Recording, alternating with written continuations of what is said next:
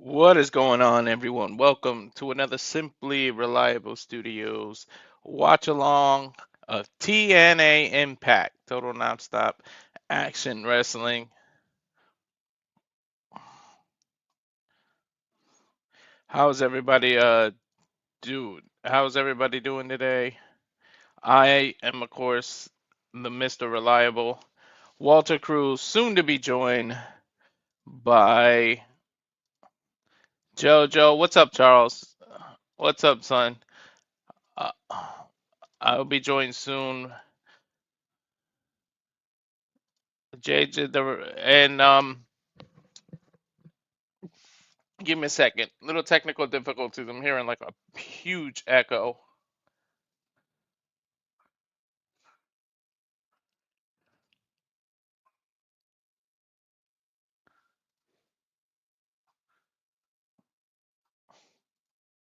Test one, two. Okay, there we go. Sorry about that, folks.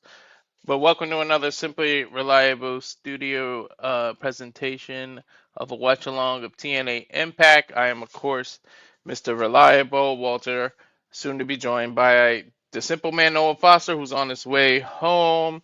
Screw public transportation, that's what's making him late. And then soon to be by the renegade JJ Williams, who's doing a little bit of house chores before he joins, so he'll be soon. But what's going on, everybody? How are we feeling about Impact tonight? Got quite a few matches that we know of. They can always add something. So gonna go ahead and talk about one of the matches here.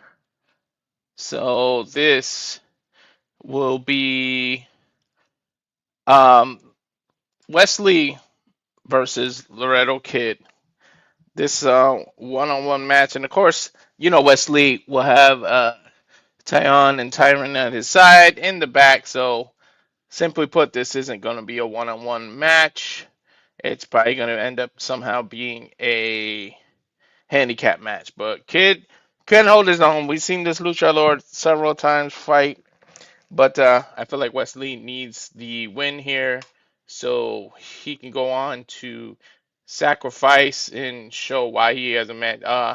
If he's got a big key match in sacrifice, why would he lose here on Impact? So I just feel like this is a showing.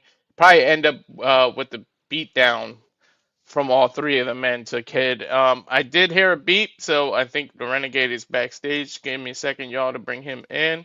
What's going on, JJ? What is up, sir? Thank you for holding it down momentarily while I finished grabbing my laundry. And no worries. How's everything going? Great space today, by the way. Right? I mean, Jesus.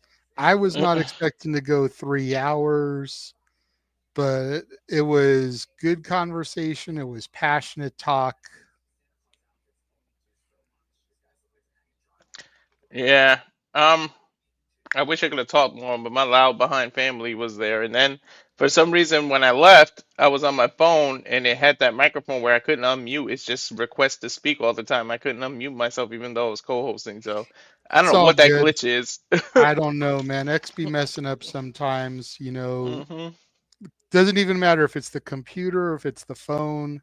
hmm But your brother wants to know why you in the hotel so much, and how your woman lets you go so much. It's called trust, man. Don't nobody want my fat ugly ass but her, so she ain't got nothing to That's worry why about. she's letting him go to New Orleans for a month in the heart of Mardi Gras Exactly. time. You know what? Well, I should be in shape by then, but hopefully. But Well, round is a no, shape, Walter. So you'll be in shape regardless. that's true. But no, I'm part of a program, so if you gamble enough, this is a casino. They give you free nights. But if you ever notice, it's always in the middle of the week. It's never a weekend. They ain't giving you, $2,000 rooms for free. So yeah, but that's how it is, and I better enjoy it because once I move to Cali, this is over. All the little free gifts and things that they give you is over, so I gotta enjoy it while it lasts. But anyways, when you came in, I was talking about the Laredo Kid and Wes Lee match, which I really feel like it's just a Wes Lee showcase before Sacrifice, and it pretty much ain't gonna. It ain't gonna be 1-on-1. It's gonna end up being some kind of handicap match because the referee can't see everything that's going on, and his two Yeah. tyrants are gonna keep Yeah. joining in. Tyson and Tyreek are definitely going to be there ringside. I think the $1 million question, though, will be, are the Rascals going to be out there with Laredo Kid? Granted, he doesn't really play anything into the bigger six-man match tomorrow at Sacrifice, but Hmm. knowing that Tyson and Tyreek are going to be out there, you would think the babyface Rascals would do everything to help even the odds. That would be. That being said, I completely agree. It's going to be a Wes Lee showcase. They're going to make him look good, especially if they're planning to have the NXT contingent take the L tomorrow. You got to give them the W here, make them look strong going in. I sent you in Messenger a backdrop for this. Okay, So if you cool. want to load that in real quick,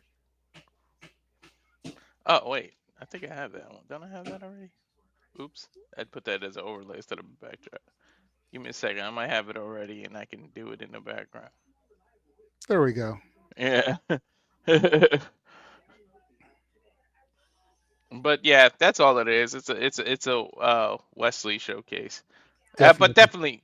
definitely the Rascals are going to be there. Like otherwise, why not? You need that, like we do. We come on a little bit to TV to hype it up. You got to hype up interest in tomorrow. So Yeah, exactly. And I mean, we've got 7 segments, for tonight. So it's a lot to be discussed. We know that Joe Hendry is going to be in action, but we don't know who he's fighting. hmm So you've got the TNA World Champion on the card in a match, but we don't know, and he's defending the title, but we don't hmm know who he's defending the title against. I have an idea. I think I saw when I looked at the spoilers. I'm hmm not going to give it away in case I'm wrong, hmm but I've got a pretty solid idea. And let's just say that his big brother is supposed to be returning tomorrow. Aw, aw, this is a chance to. Man, this is what I would have did personally. I would have had Frankie Kazarian answer the open challenge and lose, and then still be like, "This doesn't count. I still get to call my shot. This was an open challenge," and like Well, it's he not an still gets to open keep the challenge. trophy. It's not an Oh yeah, open that's challenge. true. It just says he's defending the title. Okay, So but that gotta would have. gotta be careful about wording there and how we Yeah. differentiate. Ah man, now I wish it was an open challenge because that would have been a cool way that Frankie gets two That title would shots. have. That would have. Even if like technically I didn't cash that in, I just answered an open challenge, and you wouldn't put something past Frankie to do something like that, and it'd be like how many people can think to get away with that? Exactly. Exactly. Hmm. Just show how good Frankie is, how intelligent. Damn it! Now I booked myself into wanting to actually see that. Like, can we do that?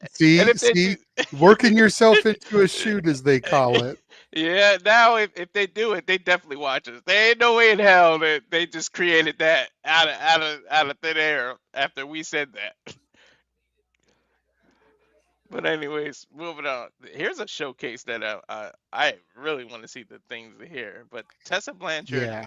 and Cora Jade against Masha Slamovich and Ying Lee. Like this should be a freaking banger. And one, typical can they get along? But seriously, is Cora and Tessa's ego gonna let them get along? Is their egos that might clash here? What I'm most interested in about this match is seeing the way that Cora and Tessa work with each other. Because so many people have said that Tessa Blanchard, persona non grata, she's so horrible of a person. WWE's not going to want to work with her. But here we've got Cora Jade teaming with her. If this goes good, could we see Tessa Blanchard cross the line to NXT? Because I would love to see Tessa in that showcase. Could you imagine Tessa Blanchard is part of Stand and Deliver on WrestleMania weekend. Wow. The same weekend where Charlotte Flair is going to be challenging for number 15 of her title runs. You That would know, be it's like you'd have a Flair and a Blanchard on a WrestleMania weekend card for the WWE. That's fire. that is. I didn't even It's think something about to that. think about. So I'm going to be really interested to see how things go here. Yeah, it could be a test. They might have booked this as a test to see how Tessa does, like you said, to make them join that, and I would love it. Hopefully, it goes well. To be honest, she can prove herself that she can work with them. But moving on, we talked about the Laredo. Here's one, and I'm coincidentally wearing the shirt of Rosemary here, so I guess I'm kind of giving away who I'm going for. But literally, I just threw something in. I couldn't even get in the room. The key got demagnetized. I had to run downstairs to come back up. I don't know how I made it on time, and they had to give me new Hey, keys. yeah, so clearly you want Rosemary here. I like Xia Brookside, man. I wish they were using her more. I wish they were pushing her more. hmm I'm hoping she gets the W here because a W over Rosemary can take her up to where she may be a future contender for Masha after Cora has her match tomorrow. So, because I don't know how much NXT talent is going to be booked for Unbreakable hmm because that's going to be literally 2 nights before Stand and Deliver. mm You know, it's still going to be part of Vegas. It's still going to be part of Mania Week festivities, but I don't know how much NXT talent they're going to book for that, considering it's going to be just before their own Mania event. Okay. Yeah, And I the like. talent that they do book for it, you know, aren't going to be on Stand and Deliver. That's true. So, like, I could see him maybe using like a Tyson and Tyreek, but not a Wes Lee. Mm. You know what I mean? Like, I could see him using a Ren Sinclair, but not a Cora Jade. Yeah, I see what you mean. You know, use the B and C list NXT talent, but not your A and upper B list, your B plus talent. Yeah, that makes a lot of sense. We got to tune in to see what they Because book. you don't want to run the risk of them getting injured at Unbreakable and not being able to perform on their Mania card. So very So, curious to see what's going to happen at tomorrow's tapings in El Paso to kind of help mhm. set up and generate all that stuff. I like Zaya too. It's just fun to see somebody at the infancy of their career and actually follow them. Kind of like Izzy, how you follow Izzy and like you're happy to see her go and can't wait to see where she signs when she hits the 18, where she's legally Mhm. able to sign to somebody. Zaya's like that cutesy young girl, bouncy, like Yeah.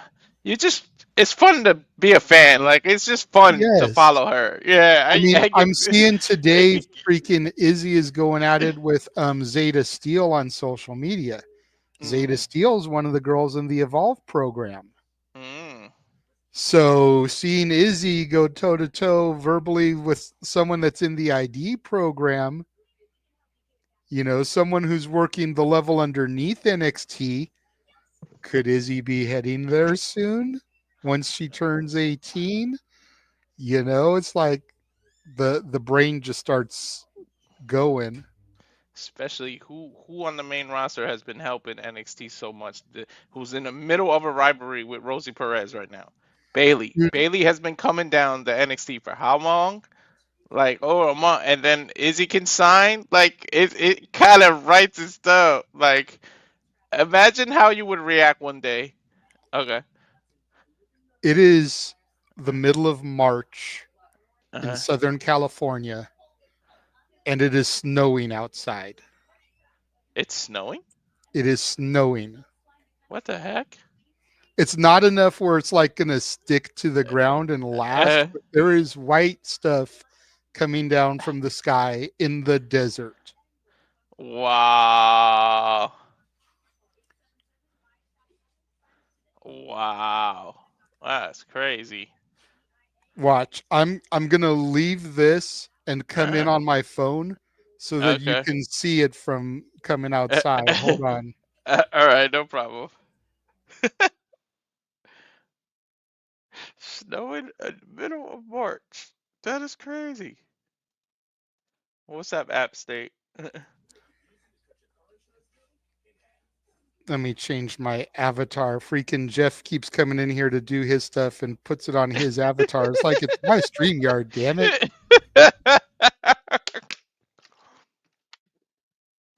I know the feeling. Trust me. Daniel's over in Michigan. He's expecting rain with the possibility of a thunderstorm now. What's up, Box Extreme? How are you? JJ's bringing the weather report. But anyways, what I was saying is, can you imagine if one day, in the middle of the ring, Bailey's getting jumped and Izzy's there to rescue her? The pop that would get, everybody would jump off their feet. You guys know it.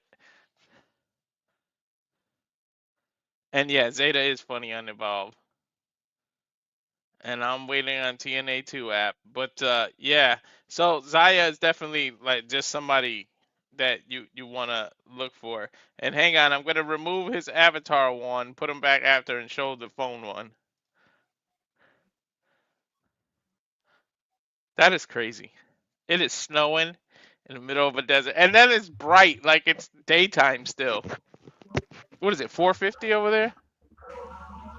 Like, I don't know how good you're picking me up with background noise and everything, Uh-huh. but you can see how desert it is. Like, this is a literal empty lot next to my Mhm. apartment complex. And then you can kind of see houses in the distance. But, like, Yeah.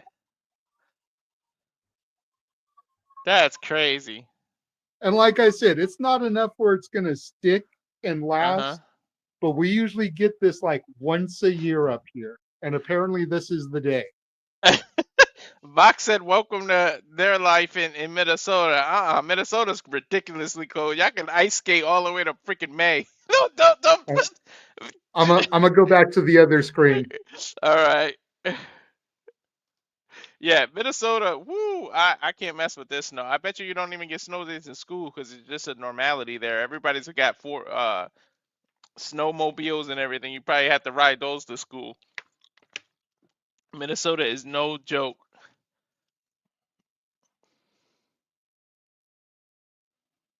And yeah, Daniel, if that's the big contention, that's the big word. The if Izzy is WWE bound, and you never know.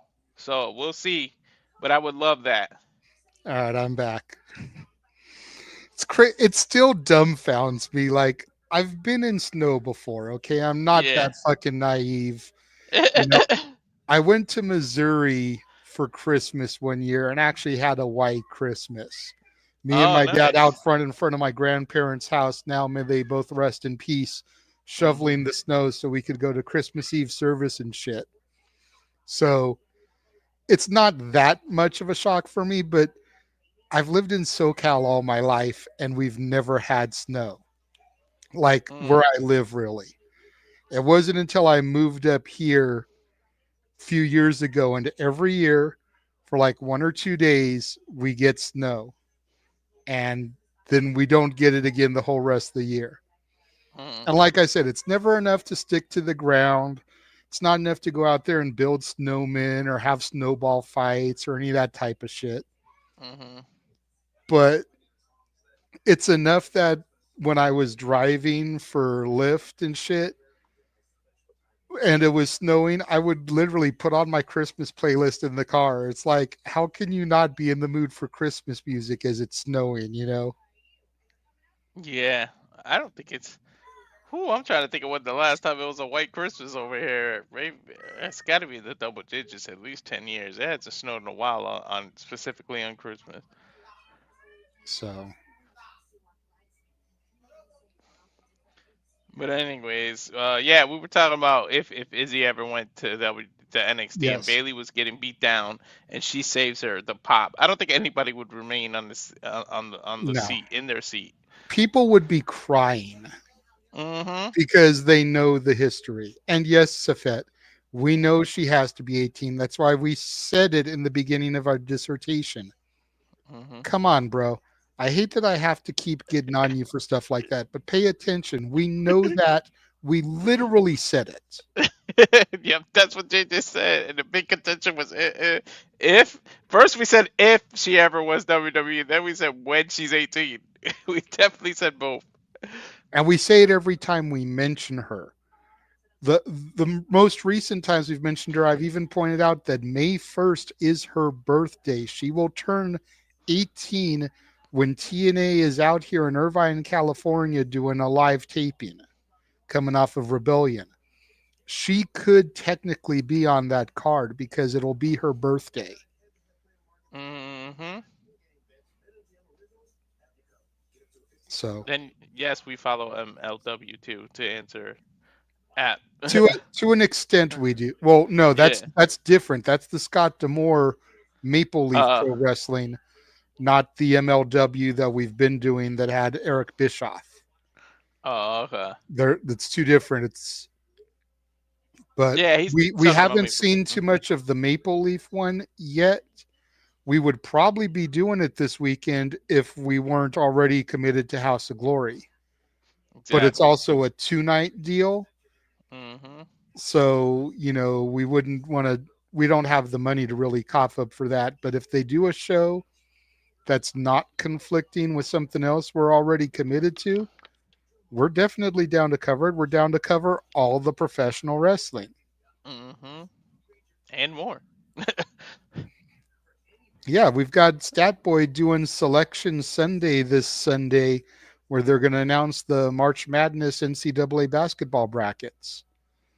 So we do everything. Literally. I mean, look at the traction the UFC's video is getting, and thank you guys for that. Serious. But that was the Xia Brookside. This, like these two are confronting each other that fast. Well, they have the match at the pay per view Yeah. tomorrow. Mm-hmm. So this is the big, contract signing. This is the big face to face ahead of the Yeah. confrontation. It is what it is, man. I'm depending on where that comes on the card, I may use that moment to go run to the bathroom real quick or to go grab my dinner or, start a load of dishes. Yeah. Yeah, I think it's pretty much I'm that. I'm curious, but considering everything else that's on the show, and like whatever. There you go. Get him, Boxer Stream. Like, way to plug us in. They said in and including karaoke. Yep, which is Damn this right. Saturday. Damn it. Yep. And make sure you guys bring your money. Make sure you guys read the descriptions on the videos because if you want someone to sing, it's got to go to their PayPals, not super chats. Mm-hmm. Super chats only go to me, and we try to get the person that has to sing their money for embarrassing Yeah. themselves. I Yep. want to see Noah do some rap music. I so want Ash to has do that. already Ash has already been teasing having him do Ice Cubes. It was a good day. And I mentioned to James earlier how hilarious it would be for him to have to do Ice Cubes no Vaseline. You've Right. just got the simple man, so prim and proper, hates rap music, and he's got to do one of the most vile diss songs of all time. I just think it would be Mm-hmm. so hilarious. The only thing I that might be funnier is if he actually had to do Tupac's Hit 'Em Up. or if you had to do like John Cena's dance while he was doing it, but say his Something. name and guess what, James or JJ? Why did I say James? We were talking He about him. appears. Do we believe in Noah Foster? But yes, I'm here. Hello, everybody. Good grief with his almighty. with his look on his face, like really, motherfuckers, you trying to entice people to spend money that they don't have to make me make an ass of myself.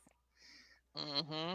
The things I do for friends and for those that actually look for joy through the expense of my dignity on a weekly basis, but I digress. It's That only means once a month, Noah. It's only once a month. it's still too long, damn it! Too Hey, often! look. AEW made an ass of themselves yesterday. Okay, you can make an ass of yourself this week also. Hey, what do you mean they made ass of themselves yesterday? That was a damn good Look, show. no, No, it bro. wasn't Noah. I'm That, sorry. I love you, Noah. I enjoyed I this. love you, Noah. That was a rampage that was That was a presented on rampage? Dynamite. Really? So well, everyone's got a different aspect, I Explain suppose. explain this to me. We're gonna get a little sidetracked. We still got a couple minutes till the show begins, but explain this to me. Go for it. Why was Brian Cage not teaming with Lance Archer? That was called a They are double actually in a payback. team together. Yeah, Why they were weren't they trying to paired? collide two different stories. It's like a wild card type thing. Double payback by the mantra was basically dealing with two different stories. It made no sense to me. I don't care Mm-hmm. sometimes when wrestling doesn't make sense. That's why I look at AEW different than WWE. I enjoyed the show. It was in good wrestling. Damn it.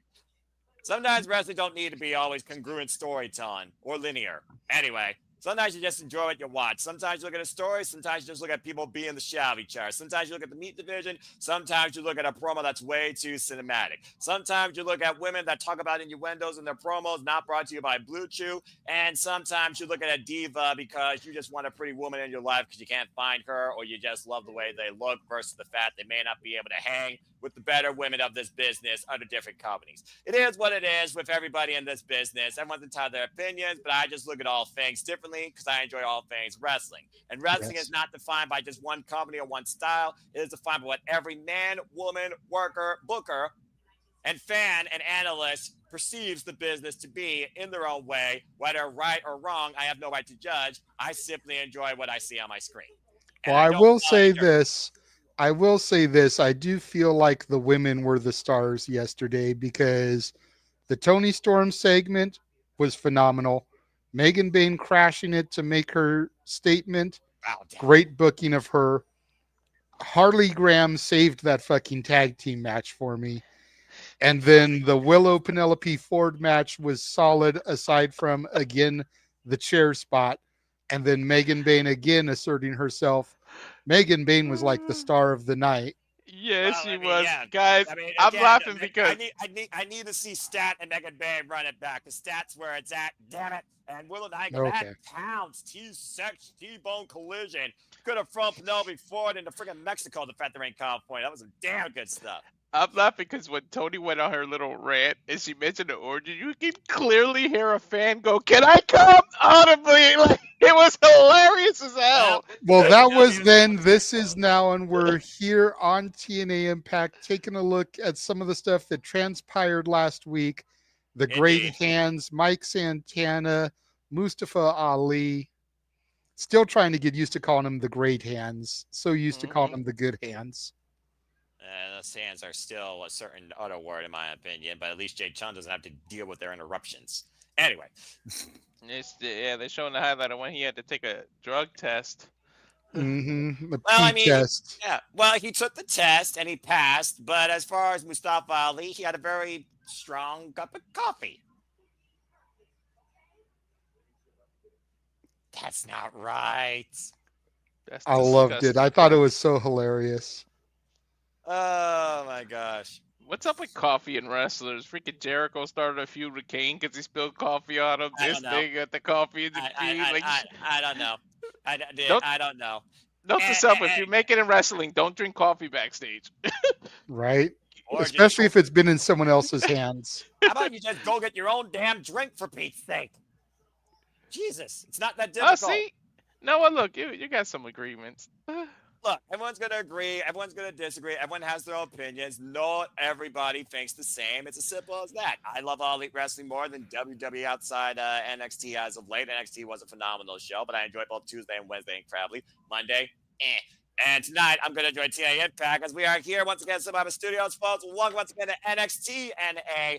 As we did NXT Well, that makes sense. We do TNA. Welcome once again to Super Alpha Studios, non-stop watch along schedules. We cover the last show before we see who sacrifices tomorrow night. This is TNA Impact, once again from Full Sail Live in Florida. Welcome to the show, everybody. Noah Foster, Jade Williams, Walter Cruz, Mr. Reliable. Subscribe to Raging Wrestling. Subscribe to Bad for Wrestling.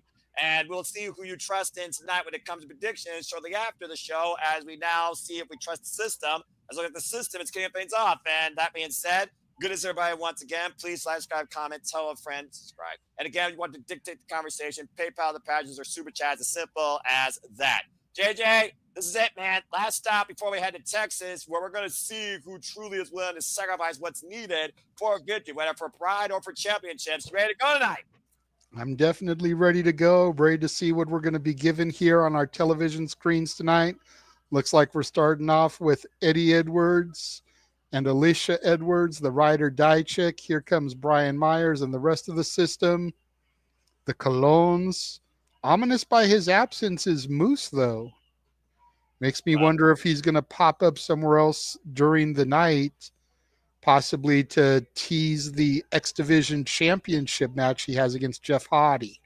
And of course, that'll be tomorrow in a Jeff Hardy specialty, a ladder match. As of course, right now, with Walter, for the first time in 5 years, Santino Marella has made it official. We have a steel cage match come tomorrow, 10-man steel cage, and this match will determine who will get the advantage for their team. It's almost shades of lockdown. You got to imagine that everyone's going to come out in intervals, back to back to back, and someone's going to have a 2-1 advantage based on who wins this between Eddie Edwards and Leon Slater. So pressure's on for the young OG with so much promise from the UK, Walter. Pressure is definitely on.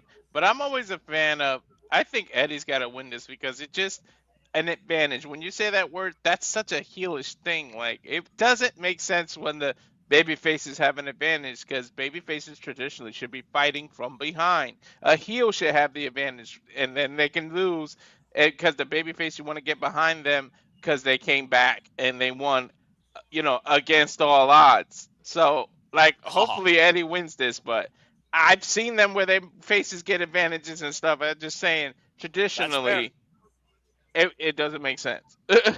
Well, again, here are the rules for the match, folks. 2 teams, 5 competitors. 2 competitors begin the match. After 2 minutes, a new competitor will enter every 1 minute until everyone is inside the cage. Once everyone is in the cage, the only way to win is via pinfall or submission. There is no escape.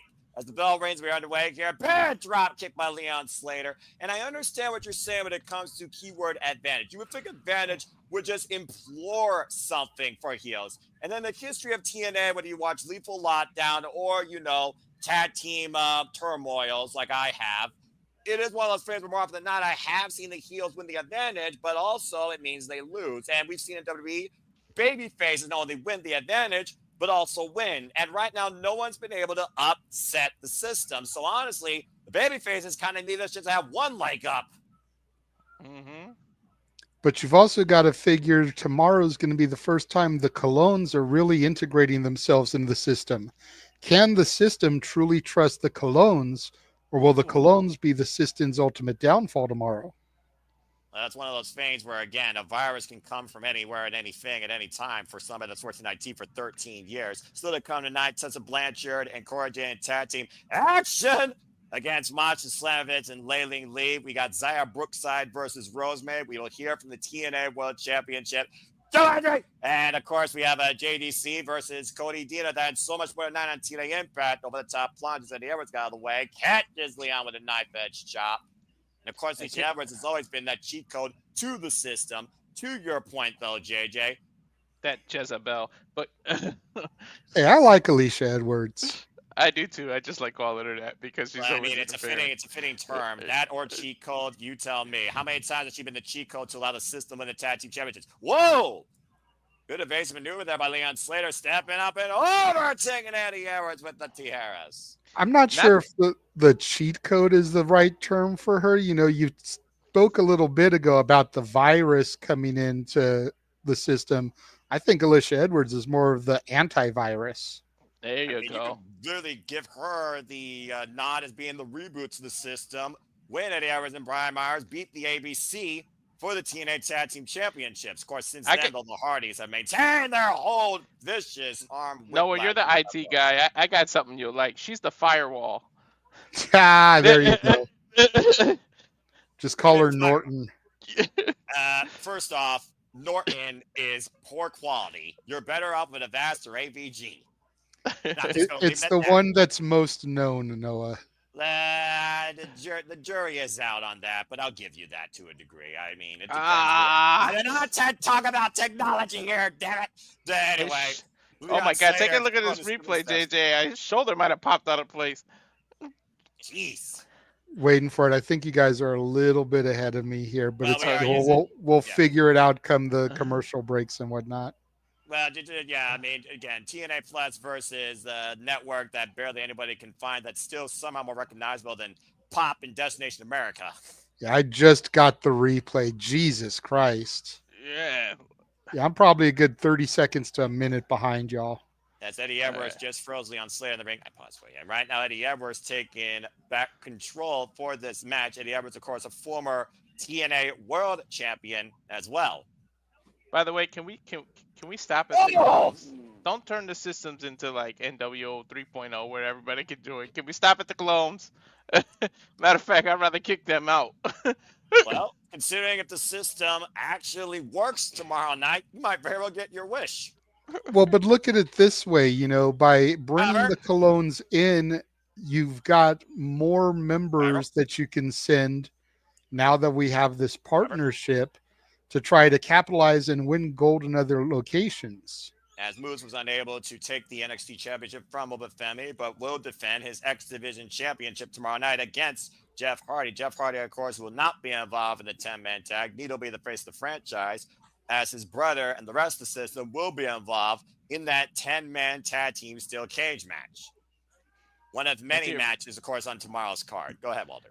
To your point, JJ, two people that are familiar with that company over there that can just integrate very easily because they've been there before. And we things see have main changed. roster come down all the time. So could you imagine if somebody like the Colognes were able to be the ones to defeat Fraxium, and then here comes Carlito to come down to NXT, and you have the Cologne family reunited in NXT. Oh!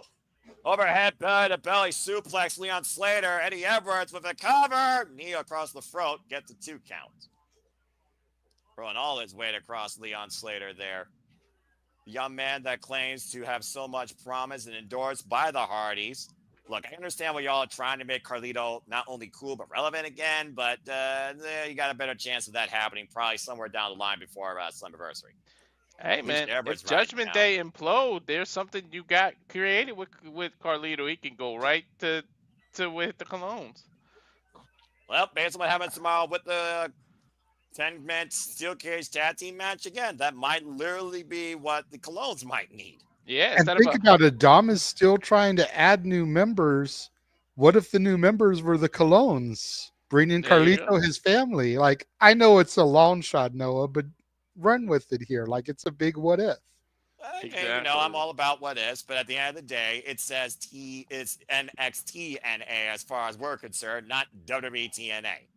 And, they always say we're quote-unquote family. Why not bring people that are actual family?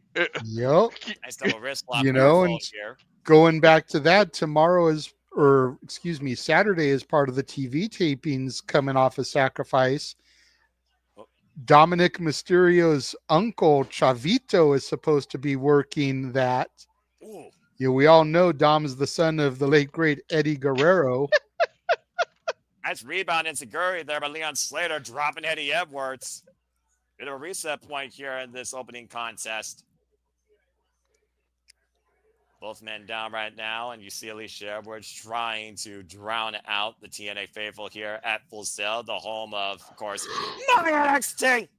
By the way, JJ, I love that Dom keeps that story going. Like in interviews, he always says, "I gotta question my mom." Like, I'm just saying, man. More and more, he's looking like Eddie than he does his daddy.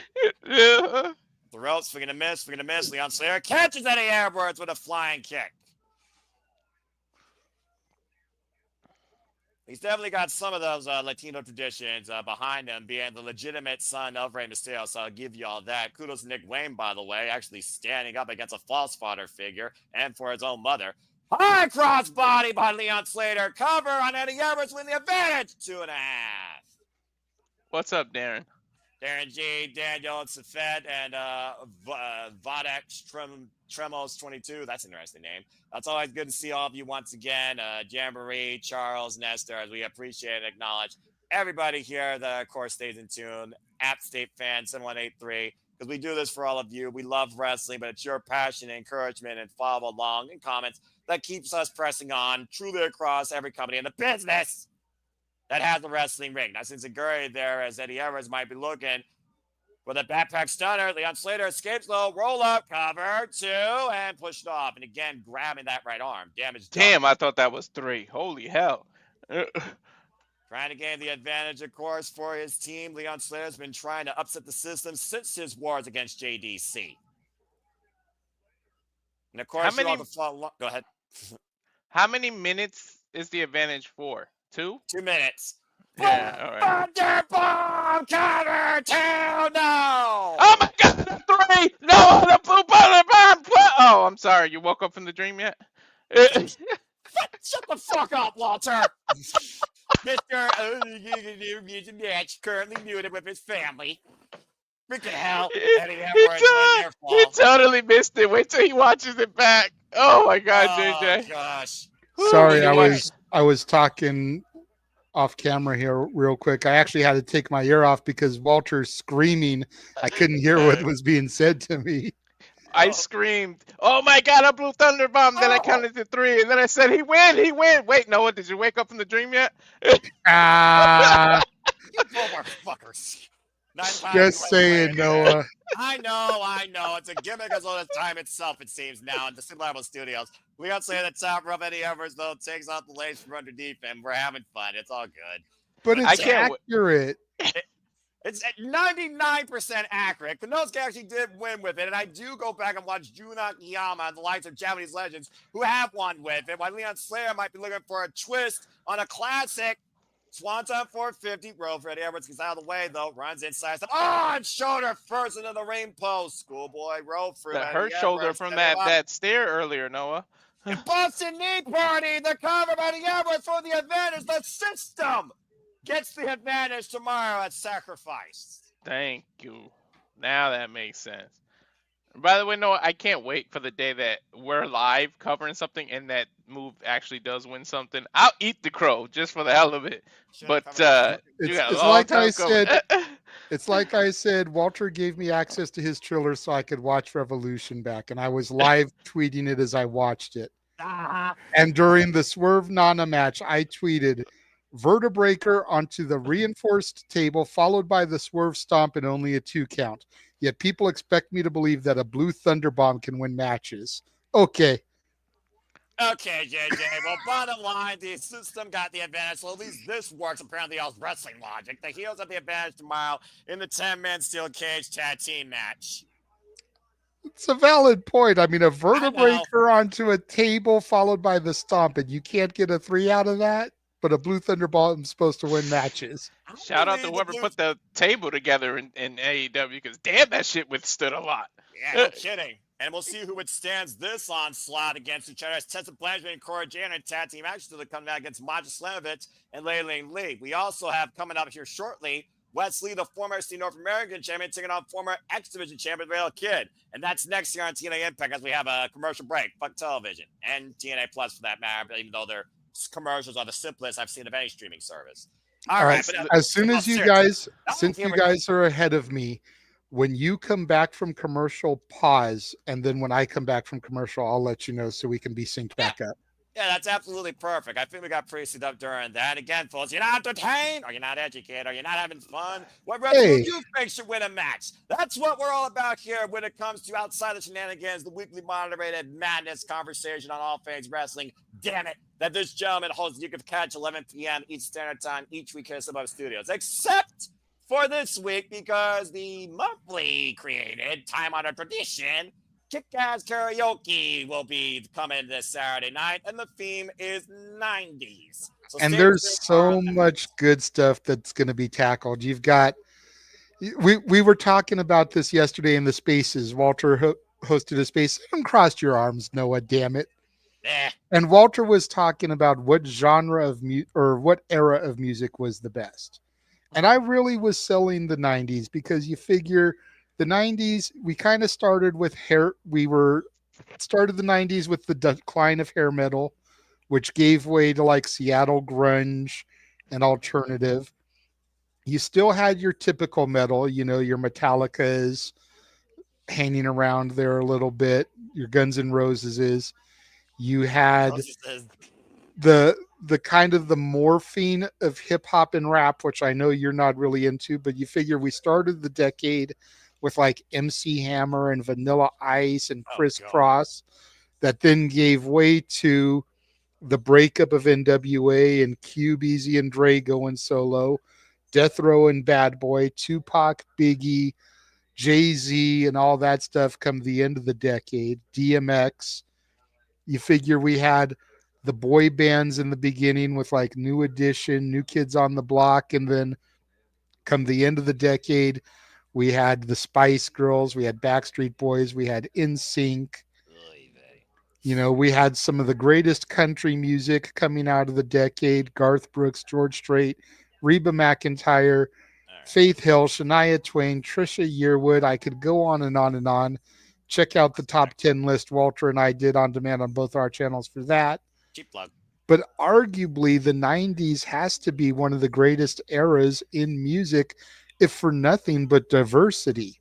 So then you compound that with what we're going to be doing Saturday and all the different options there's going to be for singing.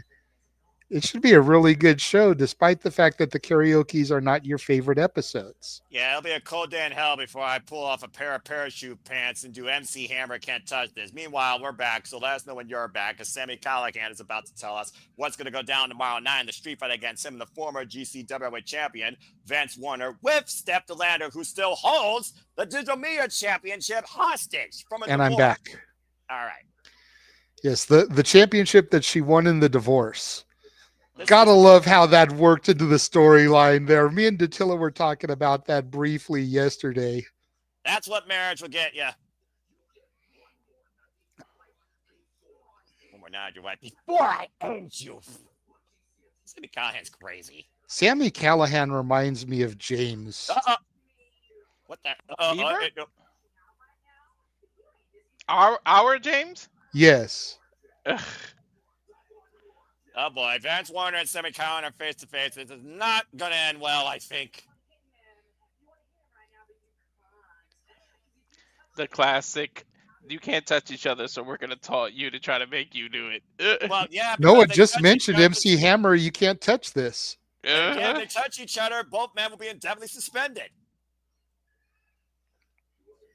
I'm still not sold on Vance Warner. I need to see a little bit more from him. But I do like Steph DeLander. If you look at his work at GCW, because he is a freaking madman, and Sammy Callahan is as crazy as it gets. You guys talk about Seth and Wario's lap. Dude, Warner has Wario's freaking nose. I'm sorry, Waluigi. It's time to take a walk on the west side as Wes Lee, the former Rascal, the former North American champion, makes his way to the ring with his Rascals 2.0, Tyreek Igwe and Tyson DuPont. Those names are only what a freaking WWE AI random generator could come up with. But to your point, Timu Rascals and Wes Lee have made his original Rascal OG's lives live in hell since last year. And you thought we were done after this after he beat Zachary Wentz Chicago street fight. Well, it looks like it really comes down to this in this NXT relationship. To your point, it's the Rascals exhausted against this group of three tomorrow in trios action at Sacrifice. This is an unofficial handicap match because you know these two are getting involved. Are you kidding me? I'm going to expect anything less from this guy. He hasn't done a dang thing on his own since losing the NXT North American Championship, and he blames everyone else for his sorrows. Well, again, let's wait and see what happens here with Laredo Kid, because even though he's not a part of the bigger angle, I would not be surprised to see the OG Rascals, Trey Miguel and Zachary Wentz, come out to help him keep things even. Well, you saw what happened last week as Wes Lee once again got the better of his friends. So, yeah, it wouldn't surprise me one bit. And how interesting Ace Austin and Trey Miguel, who fought over the X Division Championship for the better part of a couple of years, working together. Common enemies bring common foes together. Laredo Kid, of course, former X Division champion who beat Crazy Steve for that title and has been a standout here in TNA. Last challenge for the X Division Championship against Moose last year, ironically, at Turning Point. And Laredo Kid, to your point, out here by himself. Just looking at some comments here real quick. Matthew Raybolt did not, I think, say his retirement on the air, but he definitely has really come into his own, I think, as a color analyst. It is kind of ironic, though, how he just kind of stopped wrestling after that fallout when, what were they? Maria Kanellis and her group, basically, the honor note without honor, something like that. Basically, they kind of caused Matthew to retire in that whole angle. But again, bygone storyline, and when Scott D'Amore was also president. Holy shit. Nice monkey flip there. House of Glory just announced another match for City of Dreams this weekend, which we'll be covering, doing a watch along for. Cheap luck. Zilla Fatu will be defending his Crown Jewel Championship against Donovan Dijak. Okay, let's fucking go. All right, now that's the type of match that Donovan deserves to be in. Donovan Dijak, that 6'8" Croatian of a man who never won the NXT North American Championship. Nice baseball slide there by the Laredo Kid. And yes, thank you for that reminder, JJ, because we will be covering that Saturday ahead of the Saturday Shenanigans Kick-Ass Karaoke Monthly Special. So stay tuned, folks. You got us nonstop. I know Noah's going to be trying to lose his voice so that he can get out of it. Damn right. We also have some matches announced for the benefit for Chris Bay. Sidestep. But go for it. Whoa, nice throw to Harris. What you got announced so far? I think I told you about the first one that was announced, which is Rich Swann versus Brian Cage. Correct. Rich Swann, former X Division and TNA World Champion, by the way. We also have a triple threat of John Morrison versus Leo Rush versus Ace Austin. Oh, that's going to be good. Now, wait, is it Johnny Morrison or Johnny Impact? It says John Morrison on the graphic. So okay, good. So it's actually normal John. Good. And then the most recent match announced earlier today, Whose House? Flair's House! Versus the KING King, Kenny King. Oh, wow. We haven't seen Kenny King since he left TNA after getting knocked out by Speedball Mike Billy in a pit fight. And congratulations to Speedball Mike Billy, by the way, my highlight of Wednesday night, as he is now officially all elite with a great win over the Beast Mortals. Advancing cover by Laredo Kid. Gets a 2 count. Advancing to the Fatal 4-Way next week on Dynamite, where the winner of that will challenge Kenny Omega for the AEW National Championship at Dynasty. Where the winner of that match will lose to Kenny Omega at Dynasty. Well, I mean, it is what it is. But at the end of the day, we've got a tournament to see who's going to job to Kenny Omega. All right, job is a hard work, considering at the end of the day you're getting booked for a pay-per-view. I'm just saying, bro. I know, you had to say it. You had to be the realist that definitely just basically talks the business flat as day, but that's okay. I approve of it. I appreciate it. Speaking of flat as day, Laredo Kid flat on his back as Wes Lee stomping the piss out of him and choking him with his boot, bringing it back to the match here. Well, I mean, again, this match, literally, the definition of filler, but it is one of those things that does showcase Wes Lee, and maybe we'll see if the opposition gets the better of him ahead of Sacrifice tomorrow night. Good combination there with the snap mare and the drop kick to the back of the shoulder blades. Wes Lee, the former Desmond Xavier, for those that remember that name, from the Rascals in the first place of the bygone era TNA. Remember their wars against the likes of Moose and the North when they used to work together in trios action. I still go back and watch that match from the Rebellion Complex. You can go see that, folks, in the archives, TNA Plus. Great match. I haven't seen anything, so you've seen everything. Accurate, Walter. Oh, damn! That was a boot. And vicious slap follow-up. Sits inside the ropes, stands on the apron. And right now, Laredo Kid going the high-risk district where he's most comfortable. Wes Lee and the drops. Oh, man! Caught there by Wes Lee. Took it a little bit too long, and Wes Lee capitalized. Big brain buster by Wes Lee. Cover here on Laredo Kid and a kick out. Timely kick out from the Laredo Kid there. Take a look at the replay here, Walter. Mm-hmm. Beautiful brain bust out of the corner and deep hook of the leg, but not enough here. Still too Credit early. has to be given to Tyson and Tyreek, who have maintained their composure on the outside, have not gotten involved and interjected themselves in this match yet, allowing That's Wes how Lee to long. do things on his own. Yeah, but for how long? Yeah, about to say, Walter took the words out of my mouth. You know as well as I do, when the pressure is on, Wes Lee will expose his vulnerability. Big forearm smash change here right now, though, by Laredo Kid and Wes Lee. Wes Lee, who's been trying to stand on his own since losing out on the NXT North American Championship and can never challenge for it again as long as Femi was holding it at the time. And also took a chance to try and go after the NXT Championship and got butt kissed from it. Losing a number one contender triple threat. Oh my God, what a headbutt. I wouldn't mind seeing Wes Lee run it against Sean Spears, but that would be a rare heel-heel matchup, so it wouldn't make a lot of sense. Wrestling doesn't have to make sense, but with the right dynamic, I think it could work. But again, it's a big what if in your NXT, especially with the calling now officially born. There's the sit out. Mizunoku driver. Springing up the bottom rope. Twisting splash there. Calling for another one. Yeah, Laredo Kid. Crowd chanting Uno Mas, goes for the middle rope this time. Turn to elbow drop. Here's the cover. Gets the 2 count. Oh my God. Yes, I am. Now, why would she ask that question, and why would you respond in such a way that sounds rather nervous? Are you nervous? In the tell. Hey, I won some money gambling, and she's gonna spend it. So, what does she care? I mean, you know what? That's you know what? I guess that's marriage. Oh man, that's the way to blow out a leg. That was a nasty landing there for Laredo Kid. Wes Lee hoisting the Laredo Kid up on the shoulders. Oh, Laredo Kid counter. Cover. Hey man, the one leg. Ooh. That ref hand hit the damn canvas for that 3 count. I don't care what nobody says. That was a 3. Mm-hmm. Well, unofficial. Referee's decision stands. And happy belated birthday to Aubrey Edwards. Laredo Kid ran in, though, and Wes Lee got out of the way. Wes Lee with a big Amaguri and another one at the back of Laredo Kid's head. Oh, up and over face first. Damn, inside out. Oh, and it could be time to get with a cardiac kick. Right on top of Laredo Kid's head. Wes Lee with the win.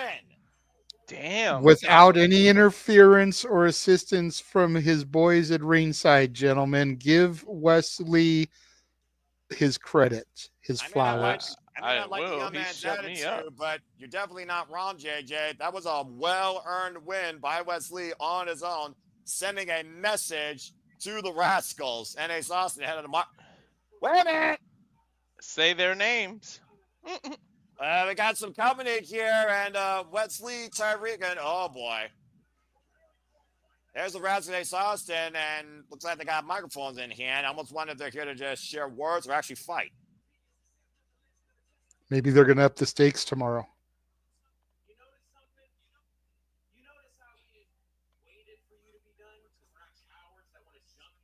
Accurate. Trey saying they waited for him to be done instead of being cowards jumping him. Someone could take a note or two.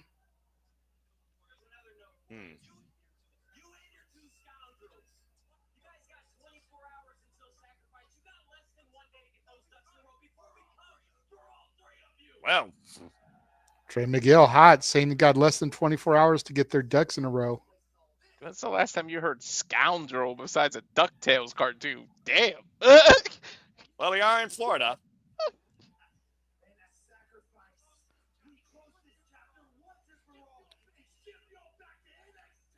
There you go. Defend your turf.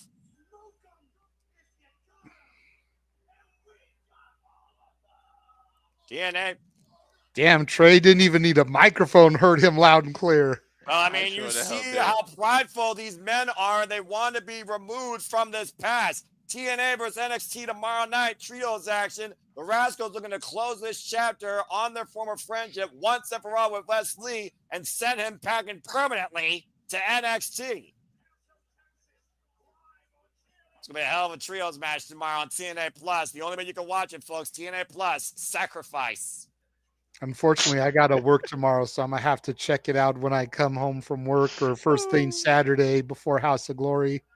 Fair enough. Again, prayers are passions. Mad respect to you. God bless you and your family. Still to come tonight, we're going to hear from Joe Henry. We also have Knockouts tag action and women's NXT action. Tessa Blanchard and Cora Jade versus Layleen Lee and Masha Slamovich. But coming up next is the Knockouts ticket center stage as Xia Brookside goes one-on-one with Rosemary. It's got another commercial break. Fuck television. But I will say again, in the name of International Women's History Month, in the name of celebrating and honoring women's professional wrestling, damn it, please go and support the small independent wrestling project, Queen of the Ring, talking about the story of Mildred Burke, a single mother who came forward to kick ass in the male-dominated business and became the first female athlete in this business to make over $1 million.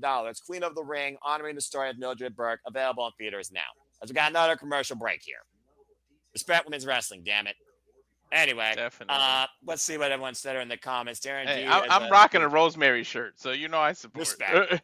Well, I mean, Rosemary, again, she's been in Knockout OG since 2017, since she first arrived on the scene with Decay, Abyss, and Crazy Steve at the time. And she's only held the TNA Knockouts Championship once after being of all people for it. Jade, you might know her as Meacham in a bygone life.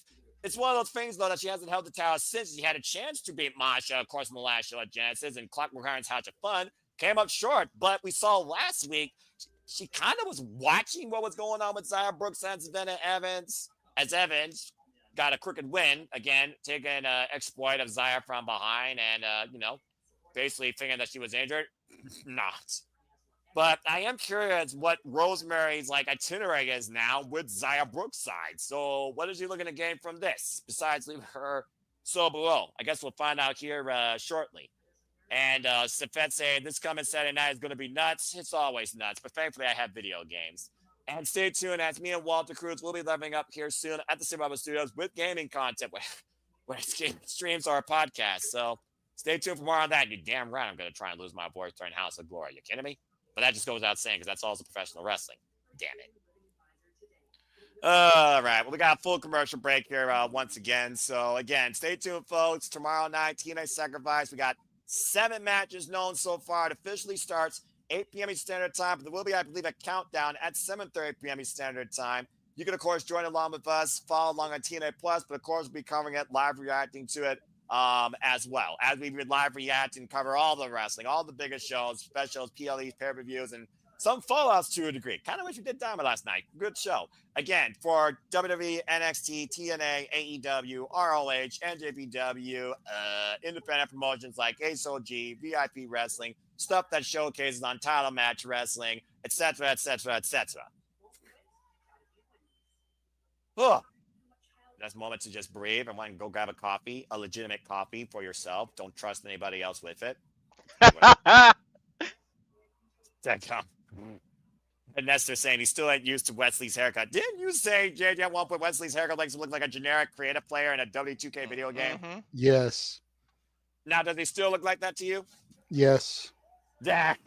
The jury is I out. like Wes. Don't get me wrong. Like, Wes was one of the guys that really roped me into the 2.0 era when I first started watching, but nothing about him stands out now. Yep. Well, let me know when you see this person that stand out in the business for his comedy and his pride in Canadian wrestling, despite the fact he's Italian. That's Santino Morella, director of Authority. Yes, Spitfire going toe-to-toe with them. Got Ash and Heather by Elegance in there now, along with the Timu Luther. Oh, Lord, here we go. Timeless Dana Brooke. I thought this was over for 20. I thought it was I thought it was only over for too. 24 hours.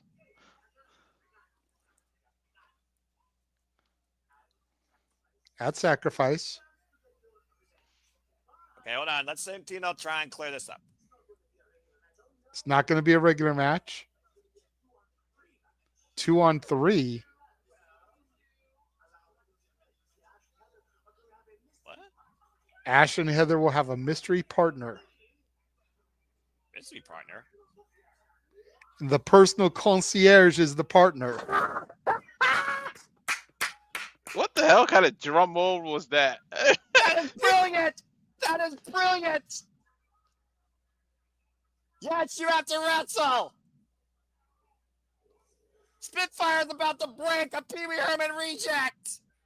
Yes. Santino is the best director of authority in the business. I love it. I like Zaya's song. Yeah, and of course, Saya, the angel of the ring, looking to soar into action tonight, try to overcome a demon assassin in Rosemary. Real Wyatt, good to see you. And let's see here. Saying this is random flop, and I'm watching TNA right now. Am I tripping, or has Wes Lee's stock completely dropped the last year or so? I forgot about him. I remembered he was the best North American champion. Jury is still out. I would say it's like a state of reinvention. And by the way, as Yeah. far as Sire's song, you can find it on Spotify. It's called Where I Belong. Yeah, I would say it's a period of reinvention. I wouldn't say his stock has totally dropped because he's still heavily featured on NXT programming, and he's important enough that he's crossing the line here to feud with his former rascal brethren. So that definitely doesn't sound like a man whose stock has dropped, but he's definitely going through a period of reinvention, finding himself after his North American title run. Yeah, well, Rosemary hasn't found herself since I don't know when, since Decay no longer remained in play. I think Rosemary literally lost herself since Jessica Havoc's been missing since last year under Siege when Ash by Elegance beat her. Rosemary literally left on her own to her own shadows and sorrow, looking to send Xia Brookside so below.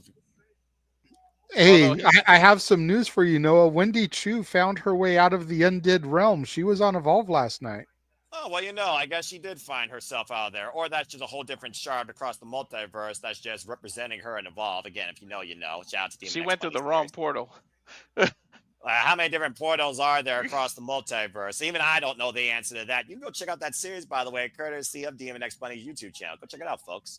Just watch Avengers Endgame. Look at how many portals the Avengers come stepping out of. Yeah, that's how many portals there are. Xia Brookside needs to be very careful with Rosemary here. Half the battle is mental when it comes to facing the demon assassin. Wes Lee's also stuck in 1999 with the frosted tips. You didn't always have that, though, to be fair. Again, I've watched Courtney Rush. She became Rosemary back in Smash Wrestling when the demon was born and a Slayer tried to vanquish her. Eventually, those two faced off in another realm of reality as Rosemary faced Allie. Oh, drop kick. And, of course, Xia Brookside has been a bright rising star here in the knockout since last year's TNA Hard to Kill officially signed with TNA. Nice monkey flip out of the corner. The daughter of British wrestling legend Robbie Brookside. Nice vicious spinal tap kick. And a cover, hook on the far leg. Back press for a 2 count. And we've seen Rosemary looming over the knockouts division as of late, it seems. First it was Jordan Grace, then it was Masha Slamovich, now it's Xia Brookside again. I really do wonder what Rosemary is trying to do here. What is her end game? What is she intending? What is she trying to find? Resolution? Confidence? What is it with Rosemary here lately? What do you think? I have no idea. What it needs to be is getting back to the X division. I mean, X division. Wow, the knockouts title. But she recently had the title shot. She just couldn't beat Masha. But I don't know what her end game is. Especially why did she turn on Wendy Chu? And we're not gonna get that conclusion because she woke up and now she's in Evolve, unless we do get it somehow. Nice. It's always Masha, Masha, Masha. If you know, you know, folks. Cover by Rosemary. Looks like she was bracing her forearm against Xia's throat. It's a 2 count. Just trying to knock feeling back in her knee. Yeah, Rosemary watching from above last week as Xia Brookside took on the Cannibals, Savannah Evans. Then again, with the head like Rosemary, Noah, I don't even think she knows what her end game is. Yeah, well, again, she speaks to herself with we. And again, I'm not one for pronoun grammar lessons, but when you're saying we to yourself, it sounds to me more split than split fiction. A side headlock here by Rosemary. I'm not Now, touching anything that has to do with pronouns with a 10-foot pole. that's probably a Nope. wise move, especially in this day and age of sensitivity society with an identity crisis. Not that I'm pointing out any names out there for people that misjudge that. But you are the problem if you are doing that. And again, Rosemary pushing the corner right now, and Xia trying to figure out some sort of offense here. Runs through a back elbow strike. Delivered by Rosemary. As Rosemary might be looking for the tarantula. The upside down. And referee Allison Snow right now, forcing the break before the 5 count. No one did that better than Tajiri, man. I loved when he did that. Yeah, no argument there. And he also had the meanest buzzsaw kick that actually ended matches. Oh, and Xia raises Rosemary across the top turnbuckle. We know that Buzzsaw Masha. kick ended more matches than the Blue Thunder Bomb. I knew he was gonna go there. And Rosemary and I was Xia right waiting now for kicks in it. the midsection. I'm just gonna focus on the monitor. We love you, Noah. I know you have a weird way of showing it. I know. Dude, these elbows Underneath by the clothesline. Xia, shit. Up and around. Takeover Tijeras takes Rosemary down. That's some of that British strong style there. Exactly. Of course, former roster member of NXT UK. I've also followed her work through progress. The double knees running in. We, of course, first saw her on the scene in WWE and the Mae Young Classic. Does every So I female in fired the up here. industry need to do the double D's though? Jesus. It might become a fundamental at this point. Pushed off the crossbody. Great job by Xia. Nice high kick. Rocks Rosemary to the outside. Damn. Trish Stratus would be proud of that kick. And Rosemary's unable to continue, then technically Xia would win via forfeit, or maybe she should take the count out. I don't think she would like to take the win like that. I think to your point, you see the frustration on, wait a minute, on Xia's face. Uh-oh. Why is this Rosemary still chaining here? You know, there's Pain for disqualifications pleasure? in this match. Yeah, Well, Xia thankfully scouting it. that went right over Noah's head, JJ, but I got it. Again, the official, you gotta listen to the official. Xia, don't give in to these emotions. It's the problem with being emotional, though, Noah, and a Look, rookie she's on not, top of she's that. not Well, punching not rookie, ads. but She's not punching ads with fake cosmetic jewelry, okay? This is a different conversation. Hold on. Xia wrapping the steel chain around her fist. I know she's been frustrated, but I don't know if this is the best way to handle it. Oh, the mist! The mist right to the face! And right in front of the referee, though. Yeah, literally, the referee blatant as Jay saw that. And we saw Rosemary use that against Lee. Speaking of Tajiri. Tajiri, great Muda, Asuka, keep going. Great Kabuki. Xia Brookside blinded. Face got to be burning. Rosemary laughing, and Xia does win. But I think Rosemary got what she wanted in the end. I don't think Rosemary gave a damn about winning. Look, what Rosemary thinks is more complicated than Da Vinci Code. Still to come tonight, one thing that's not complicated is Joe Hendry, but also this women's four-way dance, this tag match is going to be very combustible as Tessa, Blanchard, and Cora Jade work together, quote-unquote, against Masha Slamovich and Lee. But coming up next, the People's Choice, Cody Deaner goes one-on-one with the Systems, JDC, when we come back to TNA Impact. Another commercial, fuck television. I gotta be honest, I'm kind of not surprised by the result because that's kind of been Rosemary's MO. Get in the opponent's head, miss them in the face. That's 2 people now that's been a victim of that. Good grief. Maybe that's her end game, just to miss the whole division. I dare her to try that against Tessa Blanchard and see what happens with that nuclear bombshell. Good grief, almighty. You Well- would need to do it twice just to cover Tessa's chin. Damn. Okay, that says something for me and JD to say at the same time. Just saying. Well, that happened. Good grief. Someone gets Xia some water. Pete's sake. Friggin' Great Sakuya from Pro Wrestling Noah is even more lethal with that miss. Friggin' spawn of the Great Muda. If you know, you know, as I follow all Japanese promotions. Of course, the New Japan Cup's going on right now. And please go subscribe to Bag for Wrestling as she covers the New Japan Cup and pisses me off about House of Torture. I can't believe she supports that group. Staying on the business. How dare you? I saw your tweet too about it. Okay, maybe I got a little bit heated, but I was justified in my proclaim when I say those are a disgrace to the Lion Mark. And Walter, the New Japan Cup does continue tomorrow morning if you do want to watch it. So keep that in mind, Hmm. bro. Yeah. But Anyway, this relationship is unique. What did you think? Like literally on the TNA Plus, we're getting WWE merchandise freaking advertised, like the top cards and the like. it's only the top card bullshit. It's a dumb mobile video game. I'm just saying, like 2 years ago, did you ever think you'll see WWE advertising on TNA? No, but I Nope. did say, thank you. I did say what's WWE more than anything else. They're a branding juggernaut. They got their stuff on more stuff than Donald Trump. Anyway, finally that commercial's on my screen. But I guess if people like that stuff, go play it. Digital card games, I guess, versus real trading card games. I guess both are still a thing. I don't know. I don't mess with that shit. I Anyway, miss real trading cards.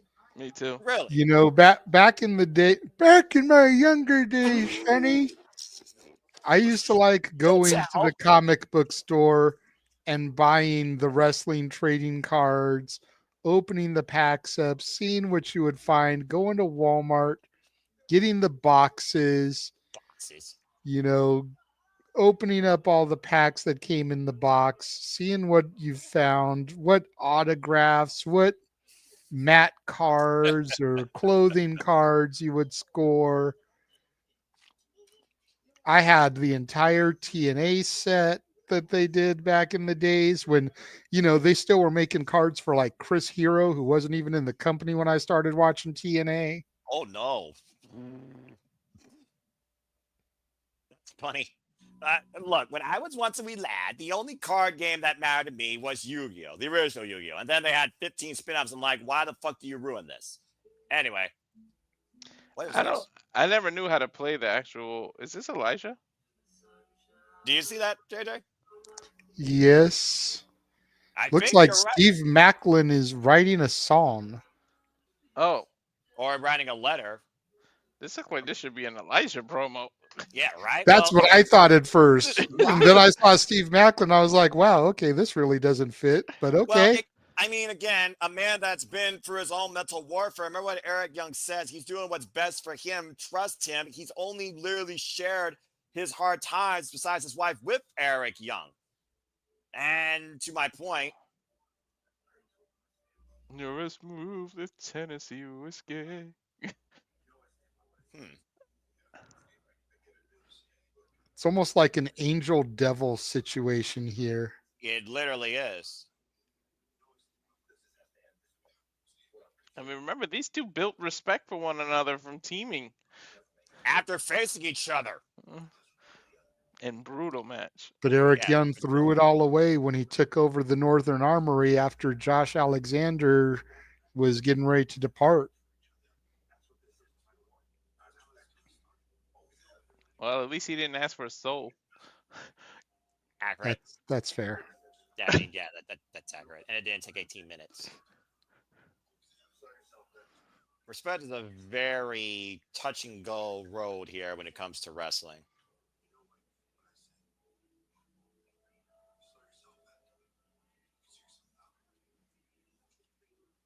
You saw yourself in. You can see You yourself see out. yourself out. So I guess Hmm. Macklin does not want to align necessarily with Eric Young in this cause of power. But why is he smiling? Well, I don't know what that means, but I guess we'll learn more about that when it comes to the continued internal choices between Steve Macklin and Eric Young in the Northern Armory. Where did this match come from? Educate me on this one. But which match is this? Oh, JDC and JDC. Cody. Yeah. Who's he facing again? I think it's just the system proving once again how the system works and you should trust it. I mean, again, JDC was the last member to join the system. Let's not forget, Dirty Dango became JDC when he cost the Nemesis against the system last year at against all odds.